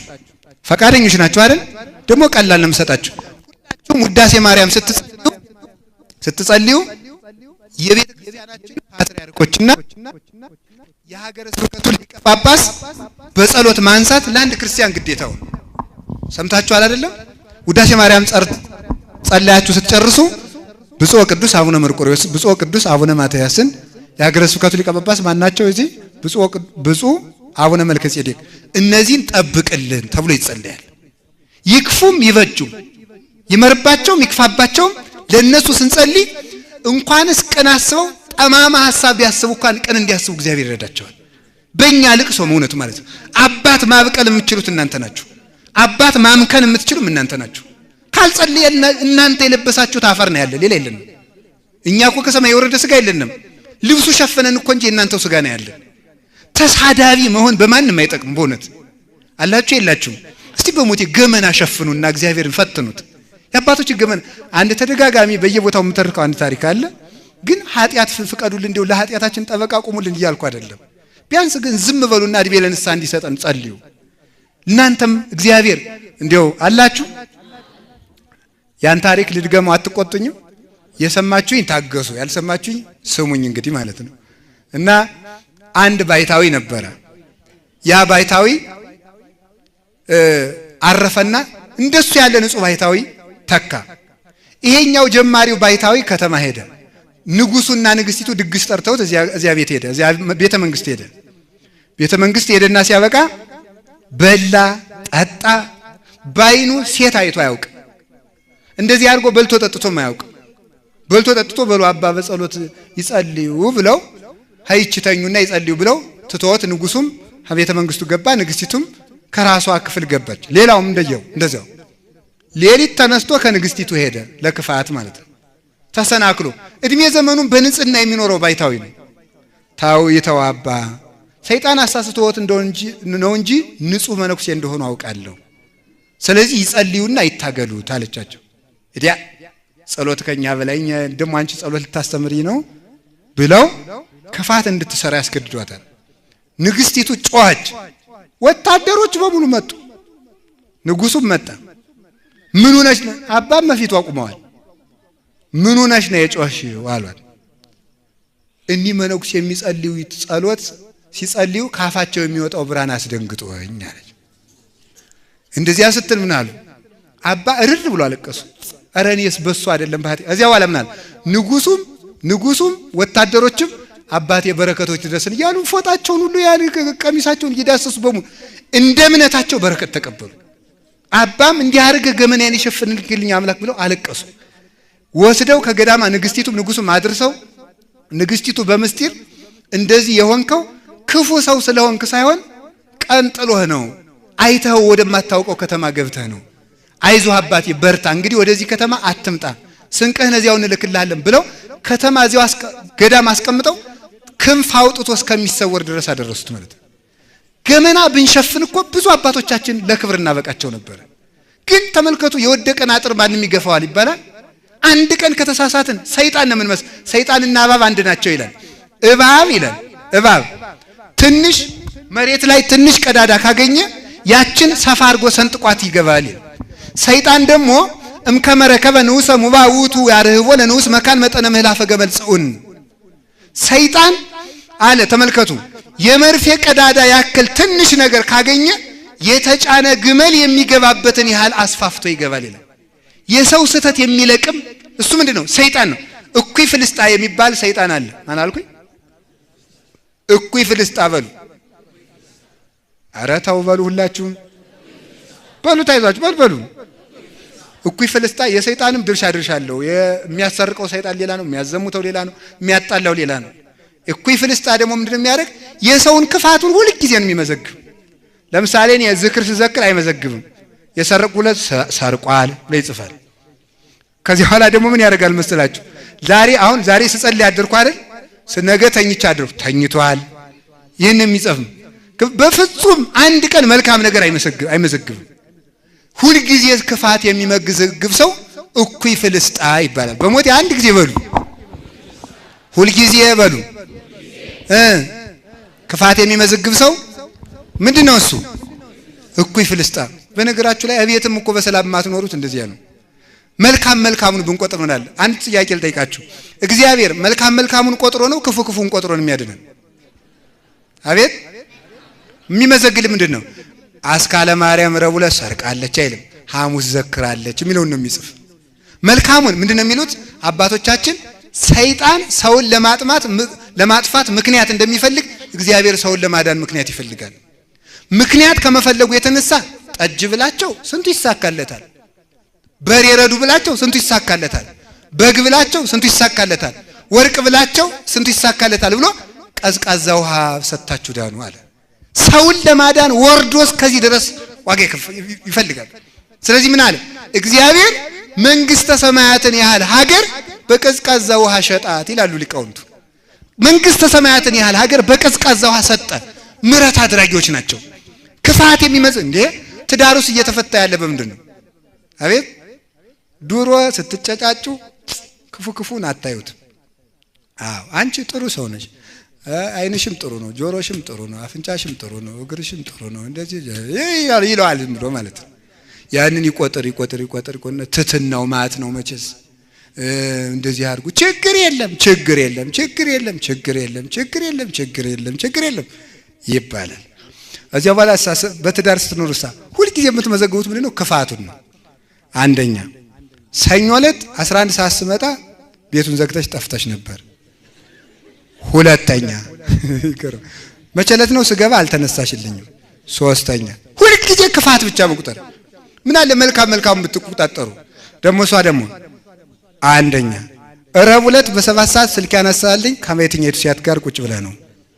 ሁለተኛ እኔን ጉዳይ አትለኝም። ይሄ በቃ ይቀጥላል ማለት መልካሙን አምና ስታመም ሳትጸየፍ አስታመኸኝ እንዲህ አድርገህልኝ ብትባባል እኮ መልካሙን ስትቆጥሩ የእግዚአብሔር ትሆናላችሁ፣ ክፉውን ስትቆጥሩ የሰይጣን ትሆናላችሁ። አሁን ዛሬ ጀምሮ መልካሙን ነው ክፉውን ነው የምትቆጥሩ በሉላችሁም።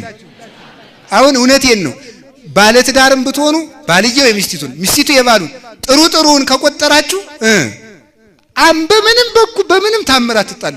ክፋቱን ከቆጠራችሁ ግን አብራችሁ መኖር የኛንም ደጉን ነው መቁጠር። እሺ አሁን እንግዲህ እኔ 3 ቀን ስጾም ብታዩ ያችን ነው መቁጠር። ረቡዕ ደግሞ እንደው በ5 ሰዓት ስገጥመው ካያችሁ ያችን መተው ነው። እውነቴን ነው ማምላክን እንዴ ደጉን ነው መቁጠር እንጂ መኖር የምንችለው እኮ ደጉን ስንቆጥር ነው። መልካም የሚያይ ልቡና ይስጠን። ደሞም እውነቴን ነው ነግራችሁ ማንም ሰው ይላል ማንም ሰው ሁሉም ሰው ይበልጠኛል ይበል ይላል። እስኪ ማንም ሰው በሉ። እሺ ሁሉም ሰው እሺ። በቀደም አንድ ጉባኤ ላይ ጠይቄ ነበር። አሁን ልጠይቃችሁ መልሼ። አሁን እዚህ አንድ ጳጳስ ቢመጡና መስቀላቸው እንዲህ አድርገው ቢባርኳችሁ አትነሱም? ትነሳላችሁ? በጣም ግሩም። አሁን አንድ ጨርቁን የጣለ እብድ መጥቶ ጤና ይስጥልኝ ነው ያላችሁ፣ ትነሳላችሁ? አትነሱ? ለምን? ማንም ሰው ይበልጠኛል በሉ አላልኳችሁ? እብድም ቢሆን ይበልጠኛል ማለት አለብን። እስኪ በሉ እብድም ቢሆን እብድ እንኳን ቢሆን ይበልጠኛል በሉ ተብለን ሙልጭ አድርጎ ሰው ካህናትን መሳደብ ይሄ ነውር ነው። ማምለክ ከፍ ብላ የምትናገር ምላስ ትነቀላለች፣ እግዚአብሔር ይዘጋታል። አሁንም ቢሆን መልካም በማንም ላይ ደግሞ መፍረድ አንችልም። ከኛ ያነሰ ቢመስለን እንኳን ሲጀመር ክፉ አንደበት የሚመጣው ከምንድን ነው ይሉና ሊቃውንት ሲናገሩ ክፉ አንደበት የሚመጣው ከትዕቢተኛ ልብ ነው ይላል። ከምን ልብ? እኔ ይሻላለሁ ከሚል ልብ ማለት ነው። አንዱ አይሁዳዊና ያኛው ፈሪሳው አብረው ለጸሎት ቆመው አይደል? ያኛው ምንድነው የሚለው? ሳምራዊና አይሁዳዊ አብረው ለጸሎት ቆመው ሳምራዊ አንተን ቀና ብዬ ማየት አልችልም ብሎ ዝም ብሎ እንዲህ ብሎ ዝም ብሎ ቆመ። ያኛው ደግሞ እንደዚህ ሰው ያራረክ ተመስገን፣ በሳምንቱ ለቀን እጾማለሁ፣ እንደዚህ አደርጋለሁ ተመስገን ይላል። አሁን እኮ ብዙ ሰው እኮ የሚረካው ራሱን እያነጻጸረ እኔ ተመስገን አስቀድሳለሁ ንስሐ አለኝ ነገር ያለው አይደል እንደ 24 ሰዓት የሚዘፍኑት ይላል። የዚያኛው ሳይሰማ የዚያኛው ተሰምቶ ራሳችን በማነጻጸር ፈራጅ የሚሆን ሲጀመር በመጽሐፈ ገነት ምንድነው ተብሎ የተነገረው መሰላችሁ? የሚፈርድ ሰው የክርስቶስ ጠላት ነው። እስኪ በሉ የሚፈርድ ሰው የማን ጠላት ነው? የክርስቶስ ጠላት ነው። እንዲያውም ይላል በክርስቶስ ስልጣን የገባ ነው። ለምን? መፍረድ የክርስቶስ ስልጣን ነው።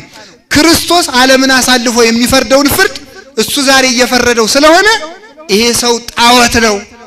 ጣዖት በክርስቶስ መንግስት እንደሚገባ እንደዚሁም ሁሉ በሰው የሚፈርድ ሰው መፍረድ የክርስቶስ ነውና እግዚአብሔር አብ እንኳን ፍርድን ለልጁ ሰጠ ተብሎ ተነግሮ ሳለ ይሄ ሰው የሚፈርድ ከሆነ የክርስቶስን ስልጣን የቀማ ነው ይላል። የሚፈርድ አንደበት ደግሞ ይሳደባል። ደሞም እኮ በሌሎች ላይ እገሌ ሌባ፣ ሞላጫ፣ ዘማዊ፣ እርኩስ ያልነውን እኮ ቀኑን ቀይረ ነው እንጂ እኛ በሌላ ቀን ሰርተነዋል እኮ አልሰራነው? ሰርተነዋል። ሌላ ላይ የነቀፍነውን እኛ መጠኑ ሊለያይ ይችላል። መጠኑ አንዱ 100 ሺህ ብር ይሰርቃል፣ አንዱ 10 ብር ይሰርቃል። እንዴ ብዙ ሰው እኮ እናውቀዋለን። የከተማ ሰው እኮ ስለት የሚያገባ ያሰረቀው ከፍሎ ነው። 50 ሺህ ብር በንግዱ ይሰርቅና 10ዋን አምጥቶ ይሰጥና ምን ይላል መሰላችሁ? ለቅዱስ ገብርኤል 10 ሺህ ብር ሰጥቻለሁ ይላል። 40ዋ ግን ተሰርቃለች። ተካፍለን እንብላ እግዚአብሔር ወይ እንቻቻል ነው ነገሩ አይደለም? ሰርቀን እኮ ነው። አሁን እንዲሁም ያልሰረቀ ነው ምንድነው ያለን? እስቲ ያ አይናችን ሌባ፣ እግራችን ሌባ፣ ጆሮአችን ሌባ ቀኑ በሌላ ቀን እኛ የሰራነው ነገር ቢበዛ እንጂ የማያንስ ኃጢአት ሞልቶን የምንፈርድ እንዴት ነን? እንዲያውም እንኳንስ በሌላው በወንበዴ እንኳን አትፍረድ ለመሪከ ፈያታዊ ወዘማዊ በል ባይቲ አምር ለማይቀድመኒ በዊ አውስተ ገነት ከመፈያታዊ ዘይማን አንተ ሰው ሌባ ብታይ ወንበዴ ብታይ ቀጣፊ ብታይ ይሄ ሰው እኔን ቀድሞ እንደ ፈያታዊ ዘይማን ገነት ይገባ እንደው ምን አውቃለሁ እያልከለፍ እንጂ በማንም ሰው ላይ አትፍረድ ይላል። ሌላው አንዱ ንግግር የሚመጣው ከድንቁርና ነው። እስኪ ከድንቁርና በሉ የማይገባ ንግግር ከምን ይመጣል? አረ በሉ ከምን? ቅዱስ ዮሐንስ ዘደማስቆ የሚባል ሊቅ ዓለምን የሚያጠፉ 3 ነገሮች አሉ ይላል። ስንፍና፣ መርሳትና ድንቁርና ናቸው። ምን ናቸው? ስንፍና፣ እሺ፣ መርሳት። አሁን ለምሳሌ የኢትዮጵያ ኦርቶዶክስ ተዋሕዶ ቤተክርስቲያን የምትሰቃየው በስንፍናችን አይደለም? በስንፍናችን ስንት ነገር አስወሰድን፣ ስንት ነገር ተቀማን፣ ከስንቱ ነገር ተሰደን። ስንፍናችን ነው። ሁላችንም የድርሻችን ባለመወጣታችን። ሌላው ቀርቶ ልጅ ስናሳድግ እንኳን የሀገር ፍቅር፣ ሃይማኖት፣ የወገን ፍቅር ሰጥተን ባለማሳደጋችን ራስ ወዳድና ስግብግብ ብቻውን ከተመቸው ከበላ ከጠጣ ምንም የማይመስለው ለሀገር የማይቆረቆር ትውልድ በማፍራታችን ነው ቤተክርስቲያን በራሷ ርስት እንግዳ በተቀበለችበት ሀገር እየተሰደደች ያለች። አንዱ ስንፍናችን ነው። ስራም አይወድም ሰው በፍጹም ስራ እንደ አንዱ እኮ ቅዱስ ሚካኤል ባርክልኝ፣ ቅዱስ ሚካኤል ባርክልኝ፣ ቅዱስ ሚካኤል ባርክልኝ ነው። ወይ አሰራ ወይ አትኮተኮት ወይ ዶሮ አታራባ ምኑን ልባርክልህ አለው እኮ። የሚባረክ እኮ ስንሰራ ነው። ስራ ፈቶች ነን። ስለዚህ አንዱ ስንፍና ነው፣ አንዱ መርሳት ነው፣ አንዱ ድንቁርና ነው። እንደ ድንቁርና ያለ በሽታ የለም። ምን አለ ቅዱስ ጳውሎስ? አምላክን እንዲሰቀል ያደረገው ድንቁርና አይደለም? ድንቁርና ሶበሰ አይመርዎ እሚሰቀልዎ ለእግዚአብሔር ስብሐት አውቀውትስ ቢሆን የክብርን ባለቤት ባልሰቀሉት ነበር አለ። አውቀውትስ ቢሆን የክብርን ባለቤት ባልሰቀሉት ነበር። ካለማወቃችን የተነሳ ያወቅን እየመሰለን የተቆረቆርን እየመሰለን ለቤተ ክርስቲያንና ለእግዚአብሔር ጠበቃ የቆምን እየመሰለን ስንቱን ነገር እናበላሸዋለን። ስለዚህ ነው ሲራክ ሳትመረምር አትንቀፍ ብሎ የተናገረ። ሳትመረምር አትንቀፍ፣ የማታውቀው ደግሞ አትናገር። እይጻ አብይ ነገር ማፉክሙ፣ ታላቅ ነገር ከምላሳችሁ አይውጣ። ማንም ሰው ይላል ተመልከቱ፣ በፍርድ ቀን ስለተናገረው ነገር መልስ እንደሚሰጥበት ይወቅ። ሞት ወህይወት ውስጥ አይደልሳን፣ ሞትም ህይወት በምላስ እጅ ነው ተብሎ ተነግሯል። ካለማወቃችን የተነሳ ያወቅን የመሰለንን ሁሉ ከመናገር እግዚአብሔር ይሰውራል። ምን የመሰለንን ያልኳችሁ አንድ አባጋቶን ነው። አባጋቶን የበቃ አባት ነውና ከመጽሐፍ ቅዱስ አንድ ጥቅስ አወጣና የዚህን ጥቅስ ትርጉም የሚነግረኝ ማን ነው ብለው መነኮሳትን ፈጠሩ። ሁሉም እኔ ብለው መለሱ የመሰላቸውን እና የተማሩትንም ጭምር። ሁሉም ግን የተማሩም አሉ። አንድ አባት ግን ምን አለ? አላውቀውም አለ። መልሱን ያገኘው ይሄ አባት ነው አለ። አላውቀውም ያለ ሰው ትምህርት ይሰጠዋል። ኢዮብን ታስታውሱታላችሁ? ምንድነው ያለ? ዝም እላለሁ አስተምሩኝ ነው ያለ። እስኪ በሉ ሁላችሁ ዝም እላለሁ ምን በሉኝ? አስተምሩኝ። እግዚአብሔር ዝም ካል መምህር ይልክልናል፣ እንድንጠፋም አያደርገንም። የምንለፈልፍ ከሆነማ እንግዲህ አማራሳችሁ ተወጡት ብሎ ዝም ይላል። መበላላት ቀራችሁ ያለ እኮ ቅዱስ ጳውሎስ ነው። እርስ በርሳችሁ የምትነቃቀፉ ከሆነ የቀራችሁ መነካከስ ብቻ ነው ያለው። ለዚህ ነው ገመናችን ሁሉ እያወጣን መዘርገፍ። እግዚአብሔር የተጠበቀ ልቡና ይስጠን። አላችሁ የሆነ እግዚአብሔር ከሁላችን ጋር ይሁን። አንደኛው ከድንቁርና፣ ሁለተኛው ከትዕቢት፣ ሶስተኛው ከሐሜተኛ ከእንደዚህ ያለው ነገር ሁሉ ይመጣል። ሌላው ተቆርቋሪነት በመምሰል በዚህ ሁሉ ንግግር ይመጣል። እንግዲህ ቁጣ በመጣብን ጊዜ ባላወቅን ጊዜ አፋችንን መግታት ይገባል። በንግግራቸው የተጎዱ ብዙ ሰዎች አሉ። ናቡከደነጾርን ታውቁታላችሁ? በጣም ግሩም ነው። ምንድነው? ንጉስ ነው አይደል? እሱ ምንድነው ያለ? እሱ አውሬ እንደነበረ ታውቃላችሁ አይደል? ምንድነው አውሬ ያደረገው? አፉ እኮ ነው፣ ሌላ አይደለም። ምን አለ? አንድ ቀን የሴት ወይዘሮ እንደው በልቶ ጠጥቶ ተኝቶ ተነስቶ በነጠላ ጫማ በሰገነት ላይ ሲመላለስ እንደው ነፋስ ሲቀበል የሴት ወይዘሮ የወንድ መኳንንቱ ንጉስ ሻመት ያንግስ እያለ ሲሰግድለት እንደ ትቢያ ሲረገጥለት እንደ ሻሽን ይጥፍለት እንደ ግን ሲረበረብለት አይ በእውነቱ የናቡከደነጾር ዓለምን እንደሰማ አቅርጬ እንደ ግልቀጥቅጬ ገዘዋት እንደኔ ያለ ማን አለ ብሎ ዝም ቢል ወደ ላይ ድምጽ አጣ። ባቢሎንን የፈጠርኳት እኔ ነኝ እንዴ ያለ ደግሞ መልሶ ዲው ካይደር ሰው እኮ ዝም ካሉት እኮ የማይለው የለው። ነኝ እንዲህ አለ። ኋላ እግዚአብሔር ወዲያው ጅራት አውጥቶ ጠጉር አውጥቶ አውሬ ያደረገው፣ ቀበሮ አደረገው፣ አሳማ አደረገው፣ እሬ አደረገው። ዘለ የራሱ ወታደሮች የምን አሳማ ነው አንተ ረንጃ በለው እየገረፋ አስወጥቶ ሰደዱት። አፍ አውሬ ያደርጋል፣ በሞት አፍ አውሬ ያደርጋል ብሎ ከራሱ ቤተ መንግስት እንዲሰደድ ያደረገው ምኑ ነው? አፉ ነው። አስወጥቶ ሰደደው። አውሬ እየበላ አውሬ ሆኖ እየበላ ኋላ እግዚአብሔር ቸር አይደል ደግሞ የአራዊት ንጉስ አደረገው። እዚህ ውስጥ የአራዊት ንጉስ አድርጎት አራዊቱ ሊሰግዱለታል፣ ይሰግዱለታል። ያደኑትን አምጥቶ ባፋቸው ይሰጡታል። አይምሮውን አላበላሸበትም። አይደል እንደው ጅራቱን እግሩን እንደዚያ ነው ያደረገው። ወላ ምን ይላል ደግሞ ባይምሮ ደግሞ ተመልከ አፉ ስለማይነገር ደግሞ በልቡ ተናገረ። ምን ብሎ ተናገረ መሰላችሁ? እኔ በፊት የነበሩ ነገስታት ሰው ይገዙ ነበር፣ ደግሞ እኔ ሳውሬ መግዛት ጀመርኩ። ይሄስ ጎበዝ ፈጣሪ ነው የመሰለው እውነትም ማለት ነው አለና ይሁላችሁ አፍ ያመጣው ዳኮ ነው ሁሉ ቆዳውን እግዚአብሔር የውስጡን ገለበጠና ምን አረገው? በውጭ አድርጎ የውስጡን ወደ ውጭ አረገው። ቀድሞ አንበሳ ይሰግድ ነበር። እዚያ በኋላ እዚህ ላይ ትመጣና አንዲቱ ትንኝ እዚህ ላይ ትወጋዋለች፣ ይሮጣል። ወደዚያ በዚያ ትወጋዋለች፣ ይሮጣል። ይሄው አንበሳ ይሰግድልህ የነበረ ትንኝ ያባረርህ ጀመር። ትንኝ ያባረር እስኪ ትንኝ ያባረርህ ጀመር በሉ። አይ ጉድ እናቴ! ድሮ አንበሳ እናባረር ነበር፣ ዛሬ ትንኝ ያባረረን ጀመረ። እንግዲህ ይሄንን ለወርቁ መውሰድ ነው። ወርቅና ሰም ታውቃላችሁ? አዎ ድሮ ብረት የለበሱ አንበሶችን ውስጥ አባረን ነበረ በቅዱሳን ጸሎት። ዛሬ ግን በኩራታችን ስራ ሳይኖረን ባፋችን ብቻ በመፈከራችን ትንኝ ያባረረን ነው። ኋላ ምን አለ መሰላችሁ? ትንኙም ሲያባረረው ዝንቡም ሲነክሰው ያም ሲነክሰው መጠጊያ ሲያጣ ምን አለ? መንግስቱ ዘላለም ወምኩናኑኒ ለትውልደ ትውልድ። ለካ ግዛቱ ለልጅ ልጅ የሆነ መንግስቱ ለዘላለም የሚሆን ለካ እግዚአብሔር ብቻ ነው አለ። እንዲህ ብሎ ሲናገር ባንደበቱ መልሶ ምን አደረገው? ሰው አደረገና ወደ ቤተ መንግስቱ መለሰው። ባፉ ተሰዶ ነበር፣ ባፉ ተመለሰ።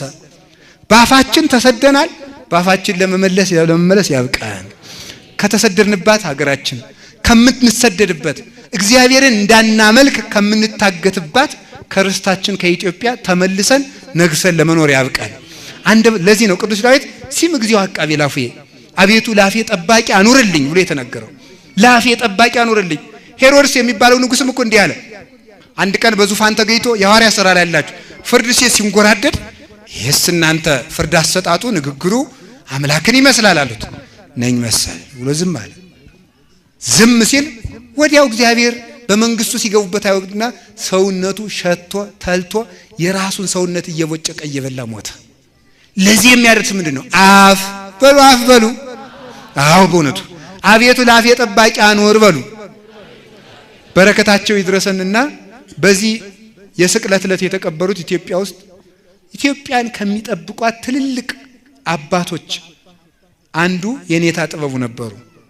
በረከታቸው ይድረሰን እና እሳቸው እኔ ባይኔ አይቻቸዋለሁ። ጦጣ ጣክፈው ዳቦ ያበሉ ነበር። ሲያበሉት እኔ አይቻለሁ። ተንኮለኛ ለምን ሆንክ? እግዚአብሔር እኮ አሳምሮ ነው የፈጠረ እያሉ ዳቦ ያጎርሱት ነበር። እና እሳቸው አንዱ ሄዶ የኔታ ይላቸዋል። አቤት እባክዎትን እንደው ራሴን የምጠብቅበት ድግምት ይስጡኝ አላቸው። መከራ እኮ ነው እናንተ። ጠንቋዩም በስቶ እኮ ነው አገሪቱም መከራ የገባችው እኮ። ቤተክርስቲያኒቱ ቀን አልወጣላት ያለ ጠንቋዩም በስቶ ነው። በዚህ ሲዶዘዶዝ፣ በዚህ ሲነቀስ፣ በዚህ እናንተ አታውቁት ምን አለባችሁ። ድሪቶ በስቶብናል። ይሄ ድሪቶ ይጥረግልን እግዚአብሔር። አሜን ትላላችሁ። ድሪቶ ውስጥ እናንተ እንዳትኖርም እግዚአብሔር ይጠብቀን። እኔም ልኖር እችላለሁ። ድሪቶ ይጥረግልን አሜን ትላላችሁ አይደል? ከዚያ ምን አደረጉ መሰላችሁ? የኔታ እባክዎት ይድገሙልኝ፣ ጥይት እንዳይበሳኝ፣ ጥይት እንዳይመታኝ፣ ጠላት እንዳያጠቃኝ ይድገሙልኝ፣ ጠላቶች እንዲሰግዱልኝ ያለችው። ጠባቂ ነው ያልከው አቃቤ ርዕስ ነው የሚባለው። በዚህ በትምህርት ቤት ቋንቋ አቃቤ ርዕስ ይለዋል። ራስን መጠበቂያ ማለት ነው። አቃቤ ርዕስ ነው። አቃቤ ርዕስ አፍ ነው አሉት። አቃቤ ርዕስ ምንድነው አሉት?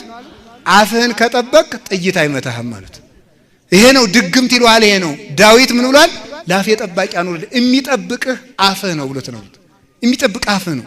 እንግዲህ ታዲያ ቅዱስ ጴጥሮስ ጌታን ዱላ ይዞ ደብድቦታል።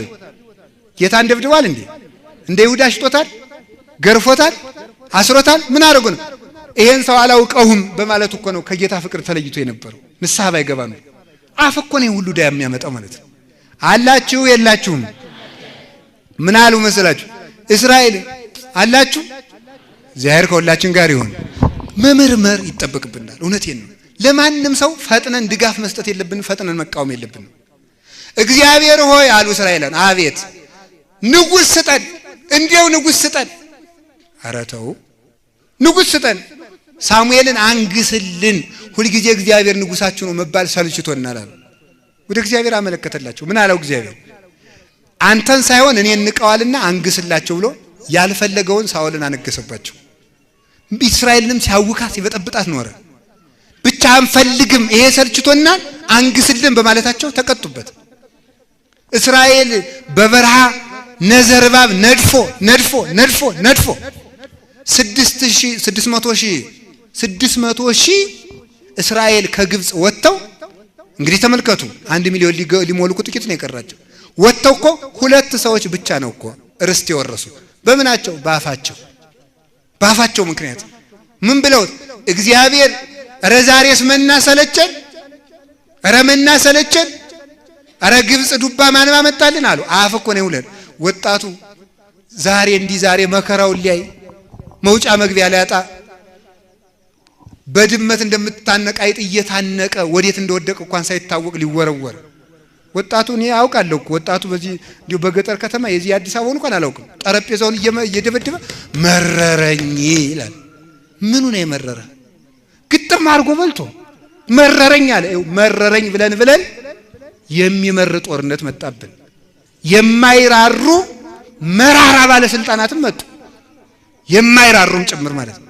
ምረት የለሾች መጡብን በእውነቱ ማለት ነው። እንግዲህ እነማን ናቸው? መራራዎች ነው ያልኩት። ጣፋጭ ነን ካላችሁ አትቆጡ። መራራ ግን ሞልቶብናል። ስለዚህ አፌን ሁሉ ዳመጣ ከቃሉ ጋር ናችሁ። ድሮ ምን አሁን እዚህ በገጠሩ ተማሪው ምን ያመስላችሁ? የአስኮላው ተማሪ ነው። የቄሱ እንኳን አይደለም። ደህና አደርክ ሲሉ መኖር መተንፈስ ከሆነ አለን ይላል። እንዲሁ እኮ ታሪክ እኮ ነው መምለክ። እየተነፈስን ነው መቼም ይላል። ዛሬ የማይውስጥ ትንፋስህን እየዘጋው ነው። መተንፈስ ለእናንተ ቀላል መስሏችኋል? በሰላም ውሎ ማደር። አንድ ቀን እኮ ነው እንስሳት አራዊት አዳም በገነት ሳለ እንስሳት ደው አዳም እባክህ አርደን ብላን ወፈርን እኮ አሉት። ለአዳም ተገዙ ተብለው ስለተፈጠሩ እንዲሁ እባክህ ብላን አሉት። ኧረ እኔስ እግዚአብሔር ከሰማይ በታች ከምድር በላይ ያለውን ሁሉ ከአንድ በለስ በቀር ብላ ጠጣ ግዛንዳ ብሎ ሰጥቶኛል። ምን አጥቼ? የገነት እጽዋት ይበቁኛል። እናንተ ስርው ስቡ ብሎ ሰደዳቸው መርቆ። እንስሳት ደስ እያላቸው እየዘለሉ ሲወርዱ ሰይጣን በታች ቆይቶ ዛሬስ ምን ተሰምቷል? አያ ይሄን ያህል ዝላይ አላቸው። ምን ብለው መለሱለት መስላችሁ? ደህና ውሎ ደህና ከማደር በላይ ምን ደስታ አለ አሉት። ደህና ውሎ ደህና ማደርም ዛሬ እኮ ጠፍቷል። ይሄን ያመጣው ማን ነው? አፍ። በሰላም መኖራችን እንደቀላል ቆጥረ ነው። አባቶቻችን ምን ይላሉ? ጤና ሀብት አይመስል ውሃ ቀለብ አይመስል ይላሉ። ውሃናውን ይነቀዋል አይደለም ሰው? ውሃ ቀለብ አይመስል ውሃ አጥቶ ሰው ይሰቃያል። ጤና ቀለብ አይመስል ጤና መስጠቱን እግዚአብሔር እንደባለጽ እንደ ትልቅ ስጦታ የሚቆጥርለት የለም። ማማረር መከራን ያመጣል። ሁላችንም ማንነም ዛሬም ቴው ቢመራችሁ ቢርባችሁ ብትሰደዱ ብትጨነቁ ብትታመሙ እግዚአብሔር ይመስገን በሉ እስኪ ሁላችሁ በሉ እንጂ ሁላችሁም እንዴ ስጋውን ስለሰጠን ደሙን ስለሰጠን በስሙ ስለጠራን ዛሬ እኮ እያያችሁ አይደለም እንዴ? ይቺ ከተማ በነገሌ ስም ትጠራ በነገሌ ስም ትጠራ፣ የገሌ ወረዳ በገሌ ስም ትጠራ በገሌ ስም ትጠራ፣ ገሌ ዞን በገሌ ስም ገሌ ክልል በስም በመጠራት እኮ ጠባል አይደል? የሚሞተው በስም አይደለም እንዴ? በስም እኮ ነው። የኛ ስም ነው የሚጠራው፣ የኛ ስም ነው የሚጠራው ነው እኮ። እግዚአብሔር ግን በስሙ ስንጠራ አልከለከለን ነው። እስቲ እግዚአብሔር ይመስገን በሉ። ሰዎች ከጠባብ መሬት እንድንኖር እየከለከሉን ነው። ጌታ ግን ስጋውን ሲሰጠን አልከለከለን ነው። ደሙን ሲሰጠን አልከለከለን ነው። የእናት አማላጅ ሲሰጠን አልከለከለን ነው። የብርሃን ሀገር ሲሰጠን አልከለከለን ነው። ሁላችሁ እግዚአብሔር ይመስገን በሉ። ስለ ሁሉም ነገር ምን ይሁን?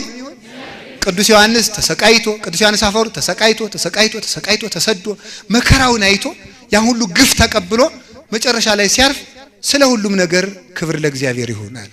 እስኪ በሉ ሁላችሁም ስለ ሁሉም ነገር በሉ።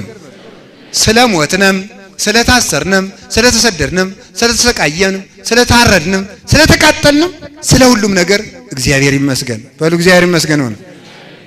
አንደበታችን ምን ለማድረግ ነው የተሰጠን? ቦቱ ይላል ተመልከቱ።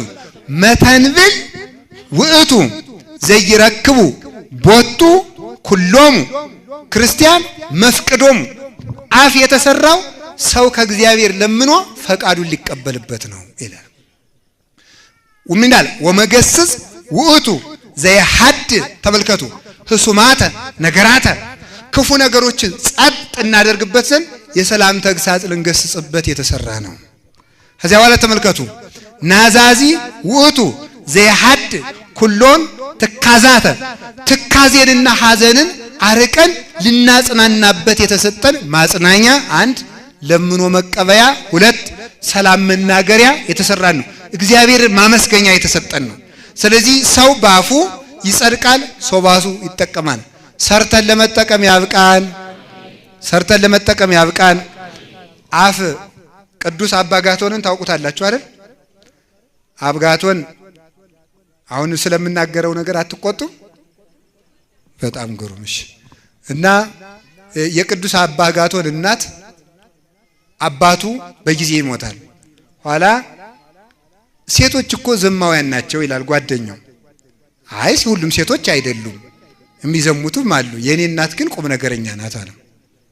ቁም ነገረኛ ከሆነች እስኪ አንተ ሌላ ወንድ መስለ ዛሬ ማታ አንቺ ጋር ላድር ነው በላት አለ። ሄደ እናቱ እንደዚያ ብሎ ተወራርደው እኮ ነው እንደው እንደዚህ ብሎ መፈተንም ልክ አይደለም። አፍ እኮ ነው ሁሉም ያመጣው። ኋላ ምን አደረገ? ሄደና እዚህ ቤት አላይ በቃ የሚያልፈው ክርክር አለፈ፣ የሚያልፈው ክርክር አለፈ፣ የሚያልፈው ክርክር አለፈ። አብሮ ከእናቱ ጋር ባንድ አልጋ ተኛ።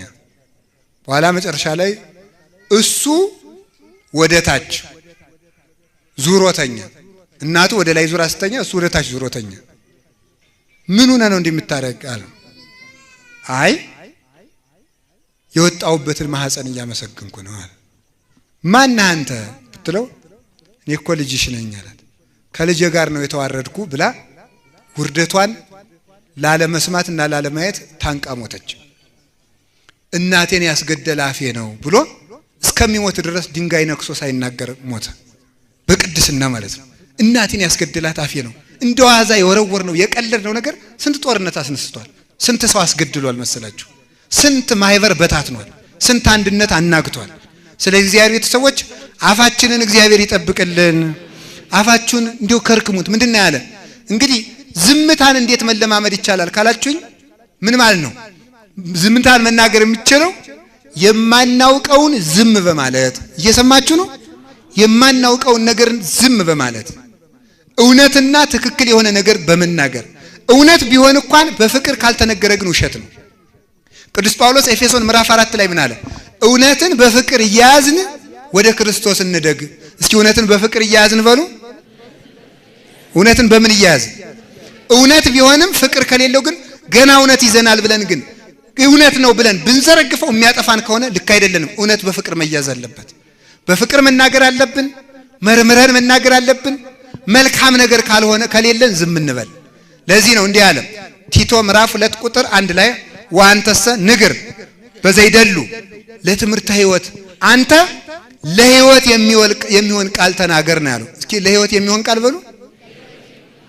ምን በል ተናገር። ቀልድም ቢሆን ዋዛ ፈዛዛም ቢሆን ስድድብም ቢሆን ስለ እያንዳንዱ ነገር ሰው ማቴዎስ 12 ቁጥር 36 ላይ እንደተነገረው ሰው ስለሚናገራት ነገር ሁሉ በፍርድ ቀን መልስ ይሰጣል። ስለ ሁሉም ቀልድም ስድብም ዋዛ ፈዛዛም ዘፈንም ቢሆን ቁም ነገር መናገር ካልቻል ዝም ማለት። ነገራችሁ ሌላው ምንድነው የሚለው? ነገራችሁ በጨው የተቀመመ ይሁን፣ ነገርኩም ይኩን በጸጋ ወቅሱመ በጨው። ነገራችሁ ሁሉ በጨው እንደተቀመመ በጸጋ ይሁን። ምን ማለት ነው? ጸጋው ከሌላችሁ ጸጋ ያላቸው እንዲናገሩ ዝም በሉ ነው። ጸጋ ሲኖራችሁ ተናገሩ። ለዚያ ነገር ስትገቡ ተናገሩ። ለምን? ምን አለ? በዘሰፈርክሙ ይሰፍሩ ለክሙ፣ በሰፈራችሁት ቁና እንደሚሰፈርላችሁ ታውቃላችሁና ብሏል ጌታ የማቴዎስ ወንጌል ምዕራፍ 7 ላይ። ስለዚህ ጸጋው ከሌለ ምን አለ? ኢትኮንኑ ከመ ኢትኮነኑ፣ እንዳይፈረድባችሁ አትፍረዱ የሚለው ይላሉ አባቶቻችን። ሳትማሩ አታስተምሩ፣ አንድም ሳትበቁ አታስተምሩ ይላል። ምን ማለት ነው? ሰው ለሚናገረው ነገር ሁለት ብቃት ያስፈልገዋል። ሁለት ብቃት እየሰማችሁ ነው። አንደኛው ብቃት የቅድስና ብቃት ነው። የምን ብቃት? የቅድስና ብቃት ያስፈልገዋል። ሁለተኛው ብቃት እሳ ምንድነው ስታሉ? የእውቀት ብቃት። የምን ብቃት? አቤት የእውቀት ብቃት ነው። አሁን እኮ ሰው ሁለቱም እውቀት የለውም። እናንተ እመቤታችን በሁለት ወገን ድንግል ናት አይደል? በነፍሷም ድንግል በሉ እንጂ በነፍሷም ድንግል በሉ፣ በስጋዋም ድንግል ደግሞ እናንተና እኔ ደግሞ በነፍሳችንም ከእውቀት ድንግል። እስቲ ከእውቀት ድንግል በሉ በሉ፣ ከእውቀት ድንግል ነን በሉ። በስጋችንም ከእውቀት ድንግል ነን ማለት እናቴ፣ ሁለት ድንግልና አለን። ድንቁርና ሙልጭ አድርጎ ይገዛል። ስለዚህ ሁለት ወይ በእውቀት መብቃት አለበት፣ ስለሚናገረው ነገር በሚገባ ማወቅ አለበት፣ ወይ ደግሞ ስለሚገባ አሁን ብድግ ብሎ እኔ እንደማውቀው በማቴዎስ ወንጌል ምዕራፍ 4 ላይ እንደተናገሩት እንደ ያረጉት ልክ አይደለም። ወዴት አወቀው? ያን ወዴት ተማርከው? እንዴ ሳይማሩ መናገር ፈጽሞ መማርን ለሚጠላ ሰው ማስተማር ማን አስተማረው? ፈጽሞ ሳያውቁ መናገር ነውር ነው። ምንድነው ያላቸው ጌታ ፈሪሳውያን ሲገስጻቸው የማቴዎስ ወንጌል ምዕራፍ 22 ላይ ኢያይምረክሙ መጻሕፍተ ትጀግዩ አይደል ያለችው? መጻሕፍቱን ስለማታውቁ ትሳሳታላችሁ አለች። ማንበብማ እያነበቡት ነው፣ እያነበቡም አለማወቅ አለ። መጻሕፍትን ስለማታውቁ ትስታላችሁ። ቅዱስ ቄርሎስ ደግሞ የወሰደና ድርሳኑ ላይ ትጀግዩ ኢያይምረክሙ መጻሕፍተ ቅዱሳተ ዘውእቱ ምስጢር አምልኮትን አብይ ዘውእቱ ክርስቶስ ዘአስተራየ በስጋ ወጸድቀ በመንፈስ ዘአስተራየውም ለአሕዛብ ወተአኩተ በመላእክት ይላል ቅዱስ ቄርሎስ። ምን አለ? እናንተ መናፍቃን ስለማታውቁት ትሰታላችሁ። የማታውቁትም ትልቁን የሃይማኖታችን ምስጢር ነው። ያ የሃይማኖታችን ምስጢርም ክርስቶስ ነው።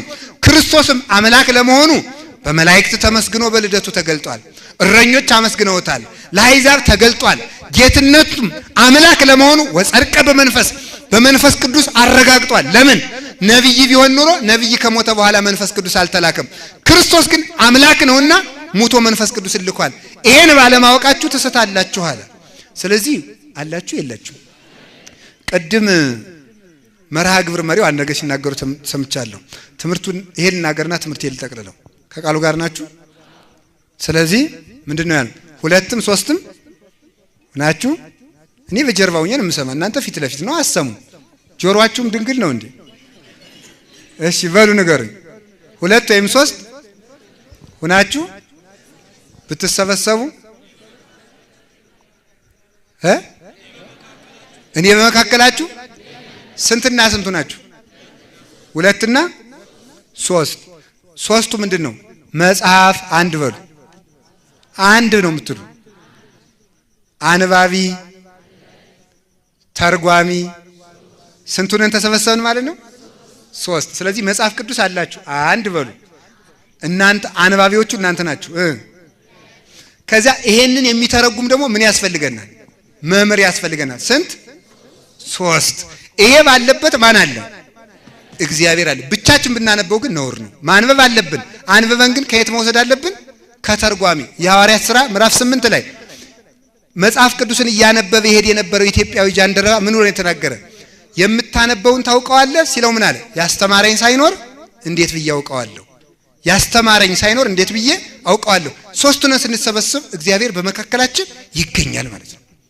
ከዛ አላችሁ ይኸውላችሁ ሶስት። ሌላው ንስሐ አባት አንድ በሉ። አንድ በሉ። ንስሐ ልጅ፣ ቸር ዲያቆን። ሶስቱን ስንሰበሰብ ማን ይገኛል መካከላችን ላይ? እግዚአብሔር ከመካከላችን ይሰጋል። ስጋን ማንጻት አንድ በሉ።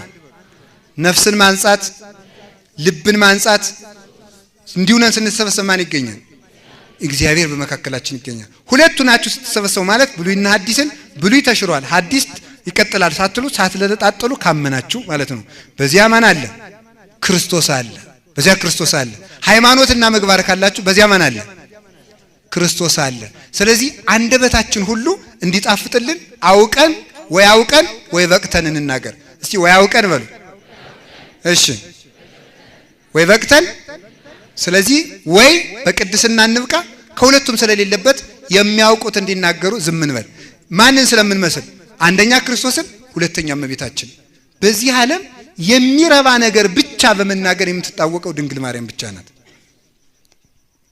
ለንባብኪ ሐዋዝ ወለነገርኪ ምዑዝ ለተሰሚኪ ለጣዕመ ቃልኪ ናዛዜ ትኩዝ ማርያም መጾረ ቤዝ በሰጊድ ሰላም ይላታል። ለንባብኪ ሐዋዝ ወለነገርኪ ምዑዝ ለጣዕመ ቃልኪ ናዛዜ ትኩዝ ለንባብኪ ሐዋዝ እጅግ ነፍስና ስጋ ለሚመስጠው ንግግርሽ ንቃልሽ ወለነገርኪ ምዑዝ እንደ በጎ ሽታ እንደ በጎ ማዛ ተመልከቱ ምዑዝ ለነፍስ ነፍስና ስጋ ለሚመስጠው እንግዲህ ገርማቸዋል። ጻድቃን ሲሞቱ አንድ መልአክ ከገነት የዕፀ ሕይወትን እንጨት ወይም አበባ ቆርጦ ያመጣና ያሸታቸዋል። ሊያሸቱ እንዳሉ ነፍሳቸው ትወጣለች። ወለነገርኪ ምዑዝ እንደዚህ ያለ የሚመስጠው ንግግርሽ ለጣዕመ ቃልኪ ናዛዜ ትኩዝ ያረገው ያዘነው ለሚያረጋጋው ንግግርሽ ተመልከቱ ሰላምታ ስግደት ይገባዋል ይላል። ንግግሯ ሁሉ ወርቅ ነው፣ ማርልኝ ነው፣ ጠጅ አልቆባቸዋል ነው፣ ባዶ ናቸው ነው። የምትናገረው ሁሉ መልካም ነው። እናታችን እመቤታችንን አባታችን እግዚአብሔርን መስለን እንድንሞት እግዚአብሔር ይርዳን። በዚያው ላይ እዚህ የተሰበሰብን የቅዱስ ቂርቆስ ልጆችን አይደለም ነው አይደለም? አዲያ ቅዱስ ቂርቆስ ንግግሩ ምን ነበረ? ድህነት ነበር አይደለም? እናቱ ሲደክማት አልሰደባትም። ምንድነው ያለ? እናቱ የሚፈላውን በርሚል ስታይ እሱ ደግሞ የሰማዩን አክሊል ያይ ነበር። እናቱ በርሚሉን አይታ እዚህ ገብቼ ልድን ነው አለ። ድምጻ ለጽርት ከመነጎድጓድ ክረምት የበርሚሉ ድምጽ እንደ ክረምት ነጎድጓድ ሲፈላ የእናታችን የቅድስት እየሉጣ የሃይማኖቷ ጥጥቅ ላላባት እዚህ ገብቼማ እንዴት እየለወጣ ነው አለች። እሱ ግን አክሊሉን ነበር የሚያየው። ጌታ ኢየሱስ ክርስቶስ የሰማዩን አክሊል አሳያት። እትፍሪም ንፈጽም ገድለነ ሕፃን ልጅ እናቱን ወደ መሶብ ነበር እየጎተተ የሚወስድ፣ እሱ ደግሞ ወደ እሳት እየጎተተ ወሰዳት። ጸልይላት። ከዚህ የተነሳ ምን አደረግ? እሱ ሲገቡ ማድ ላይ መጣ። እግዚአብሔር እኮ ቸር ነው። ስንከሰስ ዝም፣ ስንታሰር ዝም፣ ሲመሰከርብን ዝም፣ ሲወሰንብን ዝም፣ እሳቱ ሲነድ ዝም፣ በርሚሉ ሲፈላ ዝም። ስንገባ ግን ገብርኤልን ይልካል። ስንገባ ቅዱስ ገብርኤልን ልኮ ጸጥ አደረገላቸው። ይህንን ያደረገው ምንድነው? ባንደበቱ እኮ ጸልዮላት ነው። እናቱ ስታጠፋ ከመተቸት ይልቅ ጸልየላል። ዛሬም ለእናቱ የጸለየ የቅዱስ ቂርቆስ ልጆች ከሆናችሁ በእናታችሁ በቤተ ክርስቲያን ውስጥ የሚኖሩ አባቶች ሲያጠፉ ጸልዩ እንጂ አትፍረዱ። አምላከ ቅዱሳን የቅዱስ ቂርቆስን የእመቤታችን የቅዱስ ገብርኤልን በረከት ያሳድርብን። ስብሐት ለእግዚአብሔር ወለወላዲቱ ድንግል ወለመስቀሉ ይቆየን።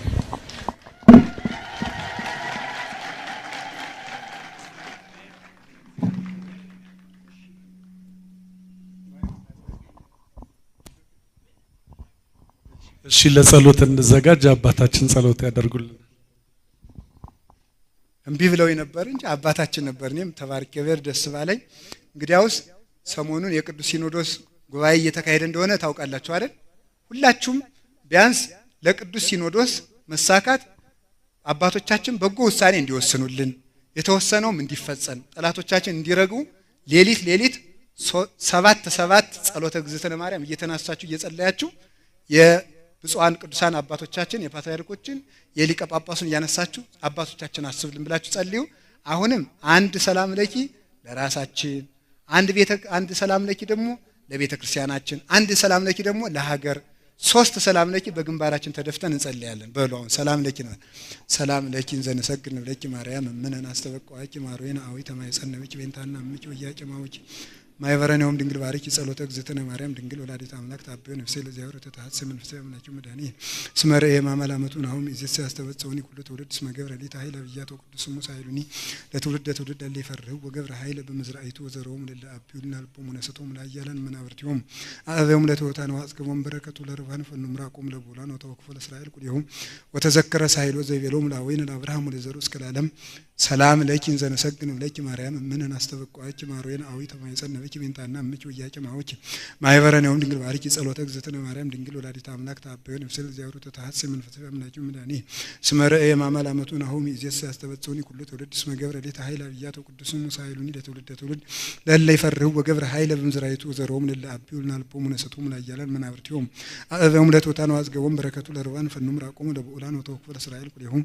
ወተዘከረ ሳይሎ ዘይቤሎም ላወይን አብርሃም ወለዘሩ እስከ ለዓለም ሰላም ለኪን ዘነሰግን ብለኪ ማርያም እምነን አስተበቋቂ ማሮየን አዊተ ማይጸን ነብኪ በእንታና እምኪ ወያጨም አውኪ ማይበረን ይሁን ድንግል ባርኪ ጸሎተ እግዝእትነ ማርያም ድንግል ወላዲተ አምላክ ታበዮ ነፍሴ ለእግዚአብሔር ተተሐሰ መንፈሳዊ በአምላኬ መድኃኒ እስመ ርእየ ማማል አመቱ ናሆሚ እዚያስ ያስተበጽኡኒ ኩሉ ትውልድ እስመ ገብረ ሊተ ኃይል አብያቶ ቅዱስ ስሙ ሳይሉኒ ለትውልደ ትውልድ ለለ ይፈርሁ ወገብረ ኃይለ በመዝራይቱ ወዘሮሙ ለለ አብዩልና ልቦሙ ነሰቶሙ ላያላን እመናብርቲሆሙ አበሙለቱ ታናው አስገቦም በረከቱ ለርባን ፈኑም ራቆሙ ለብኡላን ወተወክፎ ለእስራኤል ቁሊሁ ተዘከረ ሳይሉ ዘይቤሉም ናቦይን አብርሃም ለዘሩ እስከ ዓለም ማርያም ንጽሕት ድንግል ወላዲተ አምላክ ማይምን ሳሊ ተምረት ለውሉደ ሰብ ሳሊ ለና በክርስቶስ ወልድኪ ይስራ ኃጢአተነ ሳሊ ለና ቅድስት ማርያም ንጽሕት ድንግል ወላዲተ አምላክ ማይምን ሳሊ ተምረት ለውሉደ ሰብ ሳሊ ለና በክርስቶስ ወልድኪ ይስራ ኃጢአተነ ሳሊ ለና ቅድስት ማርያም ንጽሕት ድንግል ወላዲተ አምላክ ማይምን ሳሊ ተምረት ለውሉደ ሰብ ሳሊ ለና በክርስቶስ ወልድኪ ይስራ ኃጢአተነ ሳሊ ለና ቅድስት አይኑ ዘተገብረ ፈውስም ቅድመ ተወለዲ ድንግል ቤተ ክህነት ወንግስ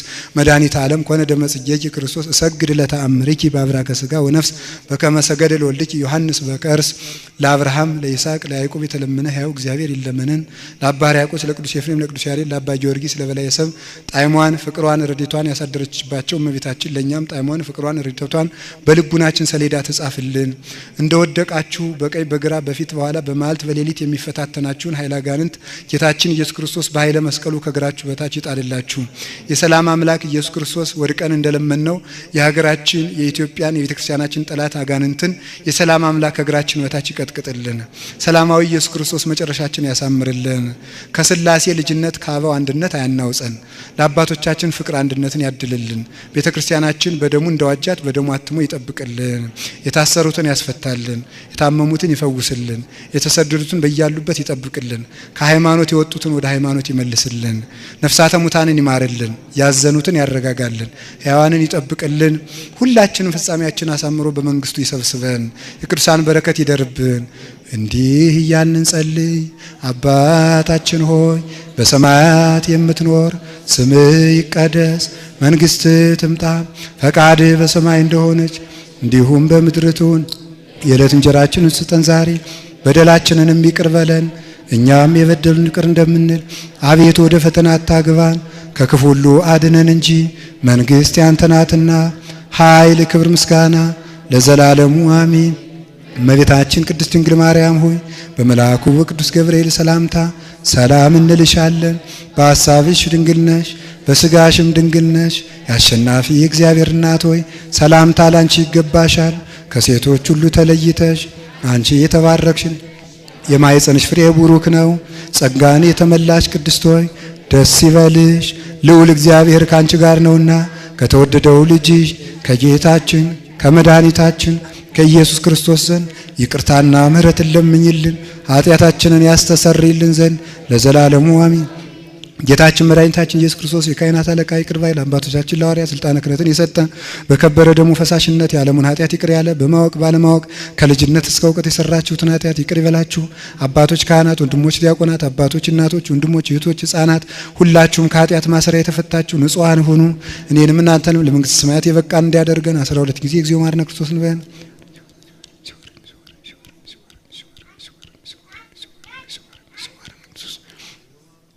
ላለፈው ይቅር እንዲለን ለሚመጣው እንዲጠብቀን በእንተ እግዝእትነ ማርያም መሐረነ ክርስቶስ እንበል።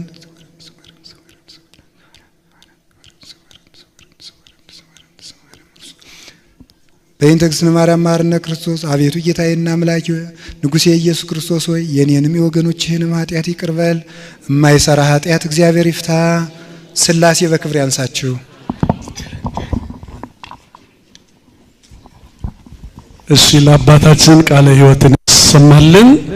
አምላካችን እግዚአብሔር ስለነበረን ጊዜና ሰዓት ሁሉ ስሙ የከበረና የተመሰገነ ይሁንልን።